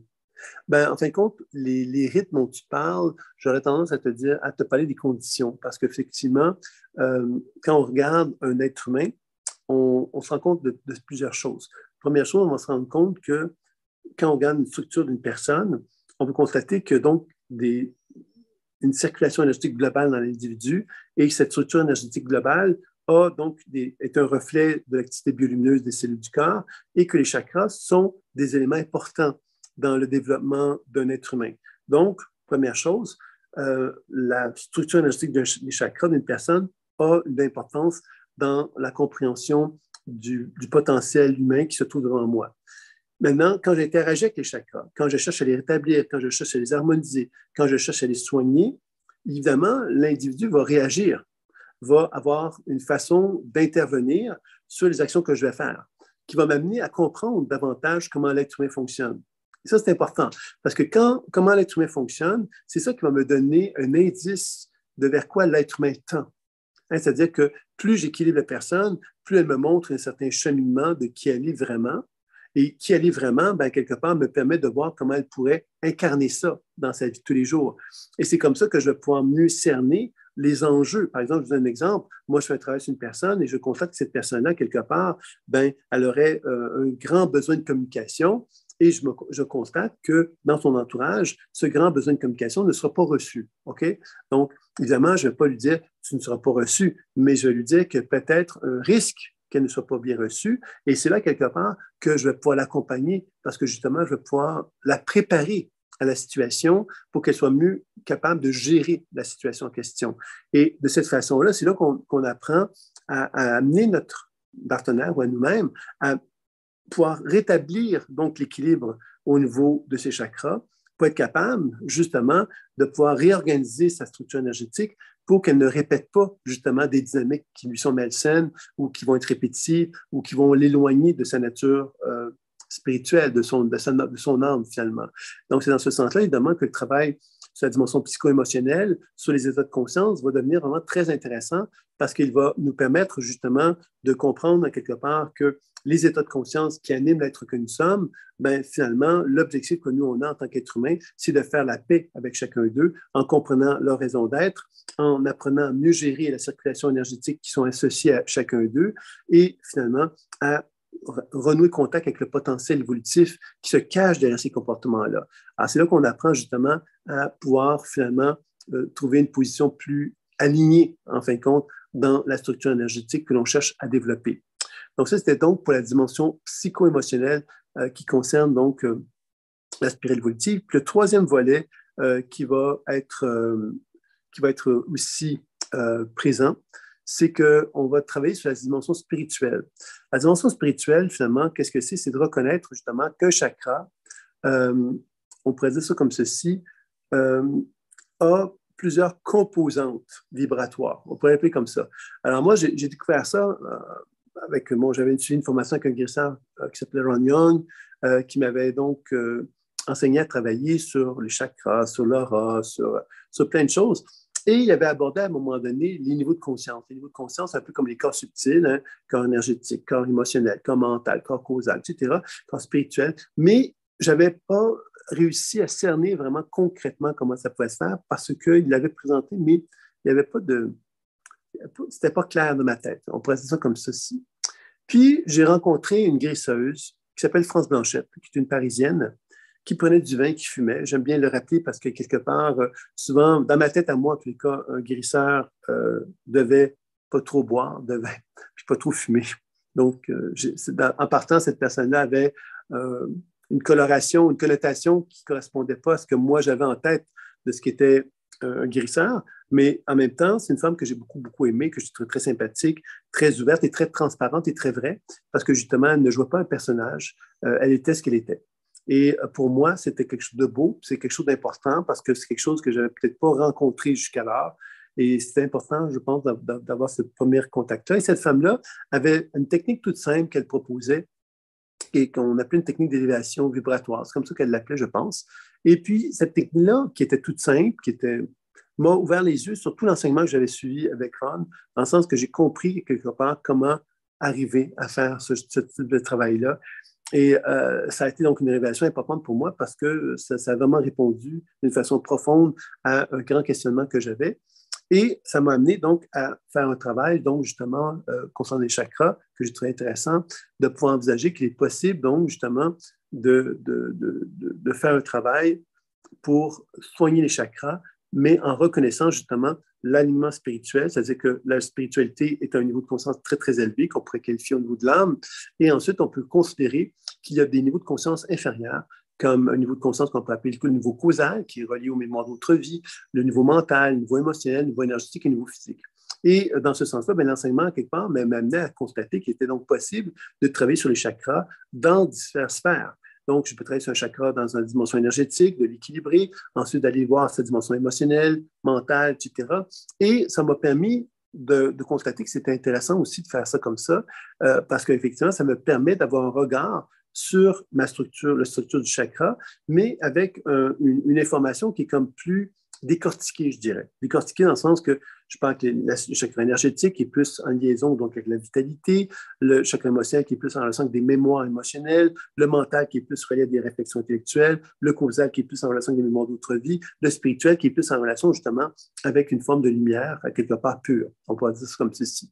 Donc, le travail consistait justement à chercher à faire un travail de cet ordre-là avec donc les techniques telles qu'on vous l'ai déjà présentées, concernant les chakras, quelque part, où on apprend simplement à constater qu'il est possible donc de travailler sur les chakras dans ce contexte-là et de permettre justement aux chakras, quelque part, de se relier, donc de se reconnecter, en fin de compte, avec l'excellence de l'âme à travers ce genre d'apprentissage-là. Et tout ça, finalement, toutes ces approches-là que je viens de vous proposer ont pour objectif, finalement, tout un peu la même chose. D'une part, c'est d'arriver à avoir une vision de plus en plus complète, de plus en plus riche de chacune des structures que sont les chakras, de comprendre quelque part que les chakras, c'est donc évidemment lié à de l'énergétique. Donc, on parle de santé, on parle de cellules, on parle de glandes endocrines, on parle donc d'organismes qui cherchent justement à favoriser la santé. Donc, la première action est vraiment là, comprendre que dans les chakras, il y a de la mémoire, il y a de l'information. C'est là que les états de conscience deviennent quelque chose de naturel à travailler dessus. Ça me permet donc de pouvoir comprendre que dans un chakra, j'ai plusieurs états de conscience qui peuvent être là et que j'apprends donc justement à me réunifier à chacun d'eux et à favoriser donc une position d'alignement. Donc ça, c'est un élément que je trouve très intéressant. Puis évidemment, le troisième volet sur la spiritualité, mais ça me permet donc de connecter mon chakra avec la relation avec la spiritualité en intégrant donc une vision plus large du chakra en reconnaissant justement les mémoires d'autres vies, par exemple, qui nous amènent donc à élargir notre champ de conscience, notre point de vue par un travail que l'on fait sur les chakras. Donc, vous voyez que c'est ça un petit peu qu'on cherche à développer lorsqu'on effectue une pratique intuitive, de pleine conscience intuitive sur la spiritualité. Ces trois visions-là vont nous donner l'opportunité d'avoir vraiment un regard sur la dimension énergétique, sur la dimension psycho-émotionnelle et sur la dimension spirituelle également des chakras. Et on comprend évidemment que chaque chakra, quelque part, comme je disais tantôt, bien évidemment, sont en interrelation les uns avec les autres. Donc, on apprend à travers ce voyage-là à favoriser donc un travail de développement humain dans lequel nos 7 expressions de l'âme, on cherche à les harmoniser, à les raffiner, à les rendre de plus en plus rayonnantes, de plus en plus lumineuses. C'est ça un peu le sens de l'exercice. Donc, vous voyez que le livre, La spirale évolutive, vous l'avez compris, va apporter donc une compréhension très riche et très, très importante sur le modèle, finalement. Puis comme dans toute chose, un modèle doit être vivant. Puis pour que le modèle soit vivant, bien, il faut effectivement, nous, à quelque part, se l'approprier. C'est là que dans le livre, il y a toute cette série de questions qui vous demandent de vous positionner de 0 à 10 par rapport à la résonance, au degré de résonance que vous avez avec chacun des définitions de la spirale évolutive pour vous amener justement à être capable de faire vibrer en vous, de vous faire vivre en vous à quelque part cette conscience-là. Et dans la pratique, bien évidemment, il y a toute cette notion de reconnaître ces phénomènes-là quelque part, donc dans la pratique intuitive, d'apprendre à faire vivre ce monde-là dans nos perceptions intuitives et de pouvoir justement faire confiance à nos perceptions intuitives. J'ai une petite question ici que je vais aller voir. Quelle est la différence entre les 56 états de conscience et les états de conscience spirituelle, mentale, émotionnelle, etc.? En fin de compte, les 56 états de conscience sont en soi, en quelque part, comme des regards que l'on peut porter sur l'être humain que je suis. Et puis, évidemment, comme je disais tantôt, ces 56 états de conscience-là, j'ai essayé de les définir par rapport à l'enfance, par rapport aux relations affectives et amicales, je tente avec le travail, domaine financier, spiritualité, santé, archétype. Donc, j'ai quand même déjà cherché, à travers les 56 états de conscience, à donner un genre de modèle. Ce modèle-là, quelque part, c'est quelque chose qui est figé, parce que je l'ai écrit, c'est figé. Hein? Alors, c'est quelque chose qui est arrêté, parce que j'ai dû l'écrire, j'ai dû mettre un point, j'ai dû dire c'est ça. Donc, ça, c'est figé. Maintenant, quand on aborde justement la pratique intuitive, on sort de ce modèle figé-là. Et c'est ça qui est intéressant, parce que le modèle figé est une référence, mais c'est figé. Quand on aborde la pratique intuitive, on sort de cette dimension figée pour accéder à quelque chose qui est vivant. Donc, quand tu me poses la question de savoir quelle est la différence, bien, la différence, à quelque part, c'est qu'il y a un langage figé, puis un langage vibratoire vivant. Le langage vibratoire puis vivant va me permettre, moi, de faire vivre les 56 états de conscience qui sont figés dans mon expérience, parce que je vais apprendre, donc, à quelque part, à travers les lectures intuitives que je vais me faire moi-même, je vais apprendre, donc, à faire vivre les chakras, à les faire vivre d'un point de vue énergétique, psycho-émotionnel, de comprendre, justement, à travers le voyage que je vais faire dans les niveaux de conscience, de comprendre, quelque part, que les chakras sont animés par des consciences distinctes selon dans le niveau de conscience où je suis. Donc, je vais apprendre effectivement à reconnaître que dans tout ce processus-là que je vais effectuer, je vais avoir une somme de regards sur les chakras qui vont être expérientiels. Et c'est là la différence. Parce qu'évidemment, la théorie, je vais vous donner une référence. Une fois, j'avais donné un cours sur l'alimentation intuitive il y a plusieurs années et j'ai été fasciné par la façon que ça avait pris comme forme. Je vais vous l'expliquer. J'avais donc un enseignement sur l'alimentation intuitive dans lequel je souhaitais justement faire expérimenter aux gens la relation avec les aliments, mais d'un point de vue intuitif. Et à quelque part, très rapidement, les gens qui étaient présents ont commencé à parler de leurs croyances alimentaires. C'est-à-dire que ils avaient de la difficulté à lâcher la croyance alimentaire qu'ils avaient parce qu'ils étaient convaincus de leur vérité et parce que cette vérité-là était claire et nette et précise dans leur tête, ils ne pouvaient pas accepter d'aller dans le monde intuitif, parce que le monde intuitif là, pourrait les amener à remettre en question le monde intellectuel qu'ils avaient construit. Et c'est là, quelque part, que cette idée de bien comprendre, quelque part, comment fonctionne justement la spirale évolutive, c'est là que c'est important, quelque part, de bien comprendre, c'est que la spirale évolutive a été proposée comme un modèle théorique pour expliquer un certain nombre de choses que moi j'ai observées. Et que, évidemment, si moi, quelque part, je vous dis, c'est ça le modèle théorique, que ça s'arrête là, vous allez dire, ben Sylvain, il y a un modèle théorique, c'est ça la vérité, on s'arrête là, puis on n'est plus dans la pratique, on n'a plus besoin de pratiquer parce que cette théorie-là, quelque part, ben, je joue avec, puis ça me convient. Et ça peut être convenable aussi. C'est pour ça que j'ai fait ce livre-là, parce que c'est un livre qui a quand même une façon de proposer la typologie d'une façon théorique, d'une façon intellectuelle. Et il y a des gens qui vont se contenter de ça, puis c'est tant mieux. Maintenant, si on veut aller plus loin dans la démarche intuitive, on va prendre ce langage intuitif-là, puis on va se lancer dans la pratique. Et dans la pratique, on va apprendre justement à constater que ce qu'on a vu dans cette théorie-là, qui est figée, on va constater qu'elle va se mettre à vivre en nous. Et c'est là, quelque part, que parce qu'elle va vivre en nous, elle va nous stimuler, parce qu'elle va nous faire comprendre, effectivement, dans la vibration, puis dans la vie qu'on va expérimenter, quelque chose de beaucoup plus satisfaisant, parce qu'on va parler de foi. La foi, c'est de dire, Sylvain m'avait proposé un modèle théorique, puis moi, quelque part, grâce à ce modèle théorique-là, je suis capable d'aller beaucoup plus loin dans ma démarche intuitive parce que ça me donne des référents qui me permettent de voyager avec beaucoup plus de liberté et de facilité dans la démarche intuitive. C'est dans ce sens-là que le livre a été conçu, puis que dans ce sens-là, évidemment, il y a évidemment une voie pratique qui est l'expérience intuitive, qui est basée sur l'expérience, qui est basée sur ce que vous allez découvrir par votre propre pratique. Puis évidemment, il y a des gens qui vont se limiter à garder quelque part une relation qu'on pourrait dire intuitive avec la théorie. Et la théorie, ben, c'est le livre, puis on va simplement rester dans un concept intellectuel un peu... c'est comme des gens, par exemple, qui nous parlent, je ne sais pas moi, de vie antérieure, ou qui vont parler de médiumnité, ils vont parler de plein de choses. À les écouter parler, quelque part, ils connaissent tout, puis finalement, ils n'ont jamais expérimenté. Par exemple, il y a des gens qui sont comme ça, qui sont des grands théoriciens, qui ont énormément de savoir intellectuel, mais qui n'ont jamais expérimenté véritablement des techniques parce que quelque part, ben, finalement, ça ne leur parle pas. Ils sont à l'aise dans leur mental, ils sont à l'aise dans leur articulation de la pensée. Donc, la livre spirale évolutive a été proposée pour justement vous amener à une introduction au langage intuitif. Et les gens qui ont envie d'aller plus loin dans la typologie, ben, ça va leur permettre donc de se donner la possibilité d'aller explorer tout ça. Et ceux qui vont rester dans leur théorie, ben, et quelque part, ils vont plus rester avec le livre en se disant, ben voilà, moi j'ai cette connaissance-là, ça me permet de comprendre l'être humain, ça me permet de me comprendre. Et dans ce sens-là, il y en a un petit peu pour tous les goûts, finalement, dans cet ouvrage-là. Et à savoir que les projets qui vont suivre ce livre-là, ben, ça va être un jeu de cartes, par exemple, qui va vous permettre justement de prendre ce langage intuitif-là, de l'aspect évolutif, puis de le faire vivre à travers un jeu de cartes. Est-ce que j'ai besoin d'un jeu de cartes pour être intuitif? Non. Le jeu de cartes n'est simplement qu'un support, tout comme ce livre-là, pour permettre le développement des habiletés intuitives. Sauf que moi, si j'aime les jeux de cartes, ben, je vais avoir du plaisir à utiliser un jeu de cartes pour pouvoir développer mon habileté intuitive. Sauf qu'il y a plein d'autres gens qui n'ont pas besoin du jeu de cartes pour pouvoir le faire. Par contre, le jeu de cartes va être un outil favorisant ça, tout comme la typologie de ce livre-là peut m'aider aussi à développer ça.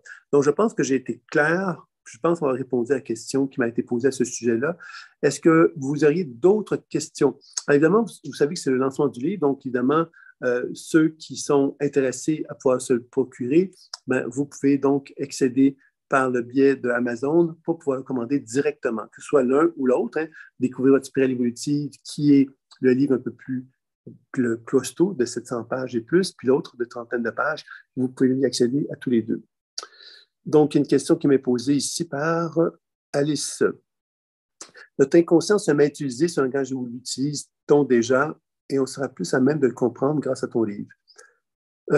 C'est-à-dire que oui, on peut certainement dire, par exemple, que le langage des chakras, c'est pas moi qui l'ai développé, on est d'accord. Hein, si on regarde dans une librairie, par exemple, on va trouver énormément de livres sur les chakras. C'est un sujet qui est très à la mode.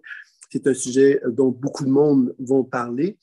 Puis quand on prend le temps de regarder les chakras dans la littérature écrite, on se rend compte que les chakras, finalement, on répète toujours un peu la même chose. C'est-à-dire qu'on se ramène beaucoup au langage des chakras associés à la tradition indienne et on va beaucoup tourner autour de ça en général. Ce n'est pas tous les auteurs qui vont aborder le sujet des chakras de cette façon-là, mais une très grande majorité vont le faire. Il y a quelques Américaines qui ont abordé différemment les choses à ce sujet-là, qui sont quand même très intéressantes et qui vont proposer quelque chose un peu plus moderne. Et moi, mon objectif, justement, dans ce livre-là, c'était pas de réinventer la roue, hein, puisque les chakras existent déjà, mais de proposer une façon de regarder les chakras qui soit applicable à l'humanité.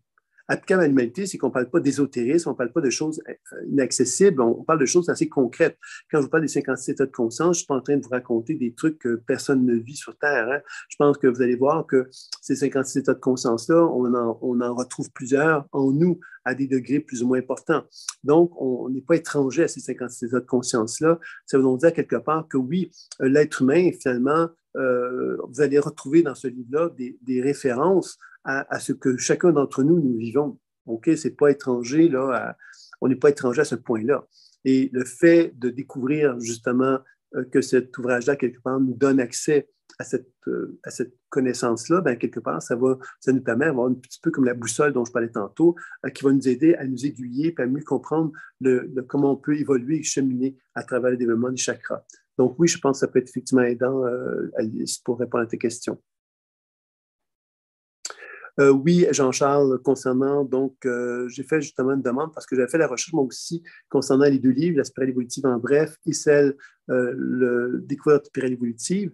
Donc, si tu as la misère à trouver découvrir votre spirale évolutive en faisant ta recherche sur Amazon.fr, il y a deux façons peut-être que tu pourrais le trouver plus facilement. La première, c'est de marquer Sylvain Bélanger dans ta recherche. Ce serait une façon de faire. Et l'autre chose, c'est que quand tu es dans la section où le livre Spirale évolutive se trouve en bref, se trouve là, tu peux regarder également pour mettre mettre en évidence la section croissance personnelle, quelque chose comme ça, et tu vas accéder donc normalement au livre Découvrir votre spirale évolutive. Le jeu de cartes, il sera sans doute disponible sur Amazon également, mais ce jeu de cartes-là n'est pas prévu avant, au plus tard, je pense, septembre. Je ne pense pas qu'avant septembre, octobre, il soit disponible. Donc, ce sera le jeu de cartes est là, mais il faut maintenant le réécrire, prendre le temps de passer le livre et tout ça. Donc, ça va prendre un certain temps aussi. Donc, ça ne sera pas avant le mois de septembre-octobre que le livre va pouvoir être disponible, le jeu de cartes sera disponible. Alors, le jeu de cartes va être présenté comment? Bien évidemment, comme le livre La spirale évolutive a été écrit, bien, le jeu de cartes, on va le simplifier, c'est-à-dire que le jeu de cartes va être un jeu de cartes de 56 cartes. Et il va y avoir un petit livret qui va expliquer comment interpréter le jeu de cartes, comment utiliser le jeu de cartes, comment interpréter chacune des cartes. Et ça va se limiter à ça. Donc, on ne va pas reprendre finalement la spirale évolutive en bref ou découverte spirale évolutive puisque ça a été écrit. Donc, on va vraiment proposer des outils qui vont être distincts, mais ces outils-là pourraient donc tous se combiner dans ce sens-là. Donc, la question, est-ce qu'on a besoin d'avoir les deux livres? Moi, je dirais dire que non. Pourquoi je dis que non? Ben parce que quelque part, Découvrir votre spirale évolutive, en bref, c'est le livre, je dirais, qui est le plus complet. Donc, c'est certain que s'il y avait un des deux livres qui était à conseiller, ce serait Découvrir votre spirale évolutive, en bref, qui serait le plus naturel à avoir parce que quelque part, c'est celui qui nous fait vraiment faire un voyage en profondeur sur la spirale évolutive, qui vous permet vraiment de comprendre toute la richesse du langage intuitif qui se trouve là-dedans. Donc, c'est sûr que c'est le livre, je pense, à avoir. Maintenant, le spirale évolutif, en bref, s'adresse aux gens qui auraient envie d'avoir quelque chose un petit peu plus sommaire qui leur permet de travailler avec la typologie d'une façon plus légère, parce qu'évidemment, quand on commence à quand on commence à voir justement toute la richesse du livre qui a plus de 700 pages, ben, quelque part, il y a des gens qui pourraient se dire, bon, ben, c'est un livre, c'est sympathique, là, mais c'est trop pour moi, je me sens peut-être pas capable d'aborder ce sujet-là en détail comme celui-là. Donc, la spirale évolutive, en bref, propose justement de focuser davantage sur les 7 familles d'âmes, les 7 blessures émotionnelles, les 56 états de conscience, mais d'une façon beaucoup plus sommaire. On n'aborde pas justement l'enfance, les relations amoureuses, affectives, le travail, le domaine financier, tout ça n'est pas abordé. Donc, on a volontairement choisi de réduire la richesse du langage pour le rendre plus accessible dans le spirale évolutive en bref. Et puis, évidemment, ce que je vais faire, c'est que demain, je vais vous envoyer donc les liens pour ceux qui ont de la difficulté, parce qu'effectivement, on a pris le temps de constater, grâce à une personne que je salue aujourd'hui, qui m'a beaucoup aidé, qui m'aide toujours beaucoup, qui est donc ma sœur, et qui a donc finalement pris le temps de faire ce que je n'avais peut-être pas fait complètement, de regarder sur amazon.fr.ca si on avait les livres facilement. Et j'ai pu constater, donc on a pu constater que c'était pas toujours facile à avoir accès à ça. Donc demain, pour être bien certain, pour ceux qui sont intéressés à acheter le livre, si vous avez eu de la difficulté, ben, on va carrément envoyer les liens pour être 100% sûr que vous pouvez y accéder là, pour ne pas avoir de la difficulté ou de la complication à le faire. C'était un petit peu plus ardu que prévu. Évidemment, moi, je suis en Suisse présentement, puis j'ai produit des livres en Suisse. C'est ce qui fait que je peux vous montrer le livre. Donc, j'ai un certain tirage que j'ai fait pour la Suisse, mais les circonstances, le temps, tout ça ne me permettait pas de développer donc le livre pour le marché français, le marché suisse, donc puis le marché du Canada. Donc, on était vraiment par Amazon, par facilité, parce que c'était beaucoup plus facile comme ça. Et donc, je vais vous envoyer le lien demain pour ceux qui auraient de la difficulté. Si jamais vous avez de la difficulté, bien, vous allez pouvoir avoir les informations. Vraiment, vous cliquez le lien puis vous y accédez directement au livre. Donc, si vous avez de la difficulté, ben, ne vous en inquiétez pas. On va vous envoyer ça donc dès demain, probablement pour vous donner accès à les informations qui vous seront utiles. Est-ce qu'il y aurait d'autres questions? Donc, vous savez aussi peut-être une chose que je peux vous mentionner pour ceux jamais qui sont d'Europe et qui auraient envie donc de découvrir la spirale évolutive dans sa dimension pratique. Il y a une journée dimanche qui va être proposée sur la spirale évolutive, qui vous va être proposée avec des enseignements en ligne par la suite qui vont être proposés. Donc, si jamais vous avez un intérêt et que vous avez envie de visiter une très belle ville qui s'appelle Bulle, Bulle en Suisse, qui est une jolie ville, vraiment, sérieusement, qui est très agréable à vivre aussi. Et vous pouvez donc, ça vous dit, passer, venir nous voir. Donc, ça va avoir lieu de 9h à 18h, donc le dimanche de cette semaine, si jamais cela vous dit. Il y aura évidemment des enseignements qui seront proposés en présentiel pour les gens du Québec à mon retour. Donc, vous allez être informés en temps et en heure quand vous le souhaiterez. Donc, j'avais pas mal dit tout ce que j'avais à vous dire. Je ne sais pas s'il y avait des questions, des interrogations que vous auriez à me poser avant de terminer. Donc, n'hésitez pas, bien sûr, à me le faire. Je vais regarder un petit peu de mon côté. Donc, les questions, je les ai répondues. Donc, voilà.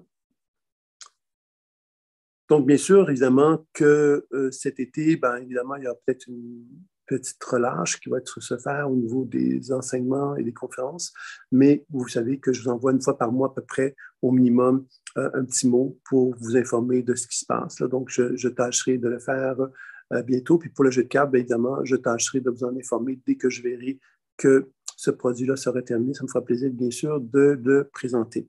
Donc, voilà. Donc, je vais m'arrêter ici. Si vous le voulez bien, je vais vous remercier de votre participation. Il y aura donc un lien d'enregistrement qui va vous être envoyé aussi sur la conférence que vous pourrez visionner quand vous le souhaiterez. Alors, voilà. Donc, je vais vous souhaiter une belle fin de soirée, une belle fin d'après-midi. Et je vous dis donc à très bientôt pour une prochaine fois, une autre petite conférence qui nous permettra de progresser ensemble. Donc, j'espère que vous avez apprécié. Et je vous dis donc à très bientôt.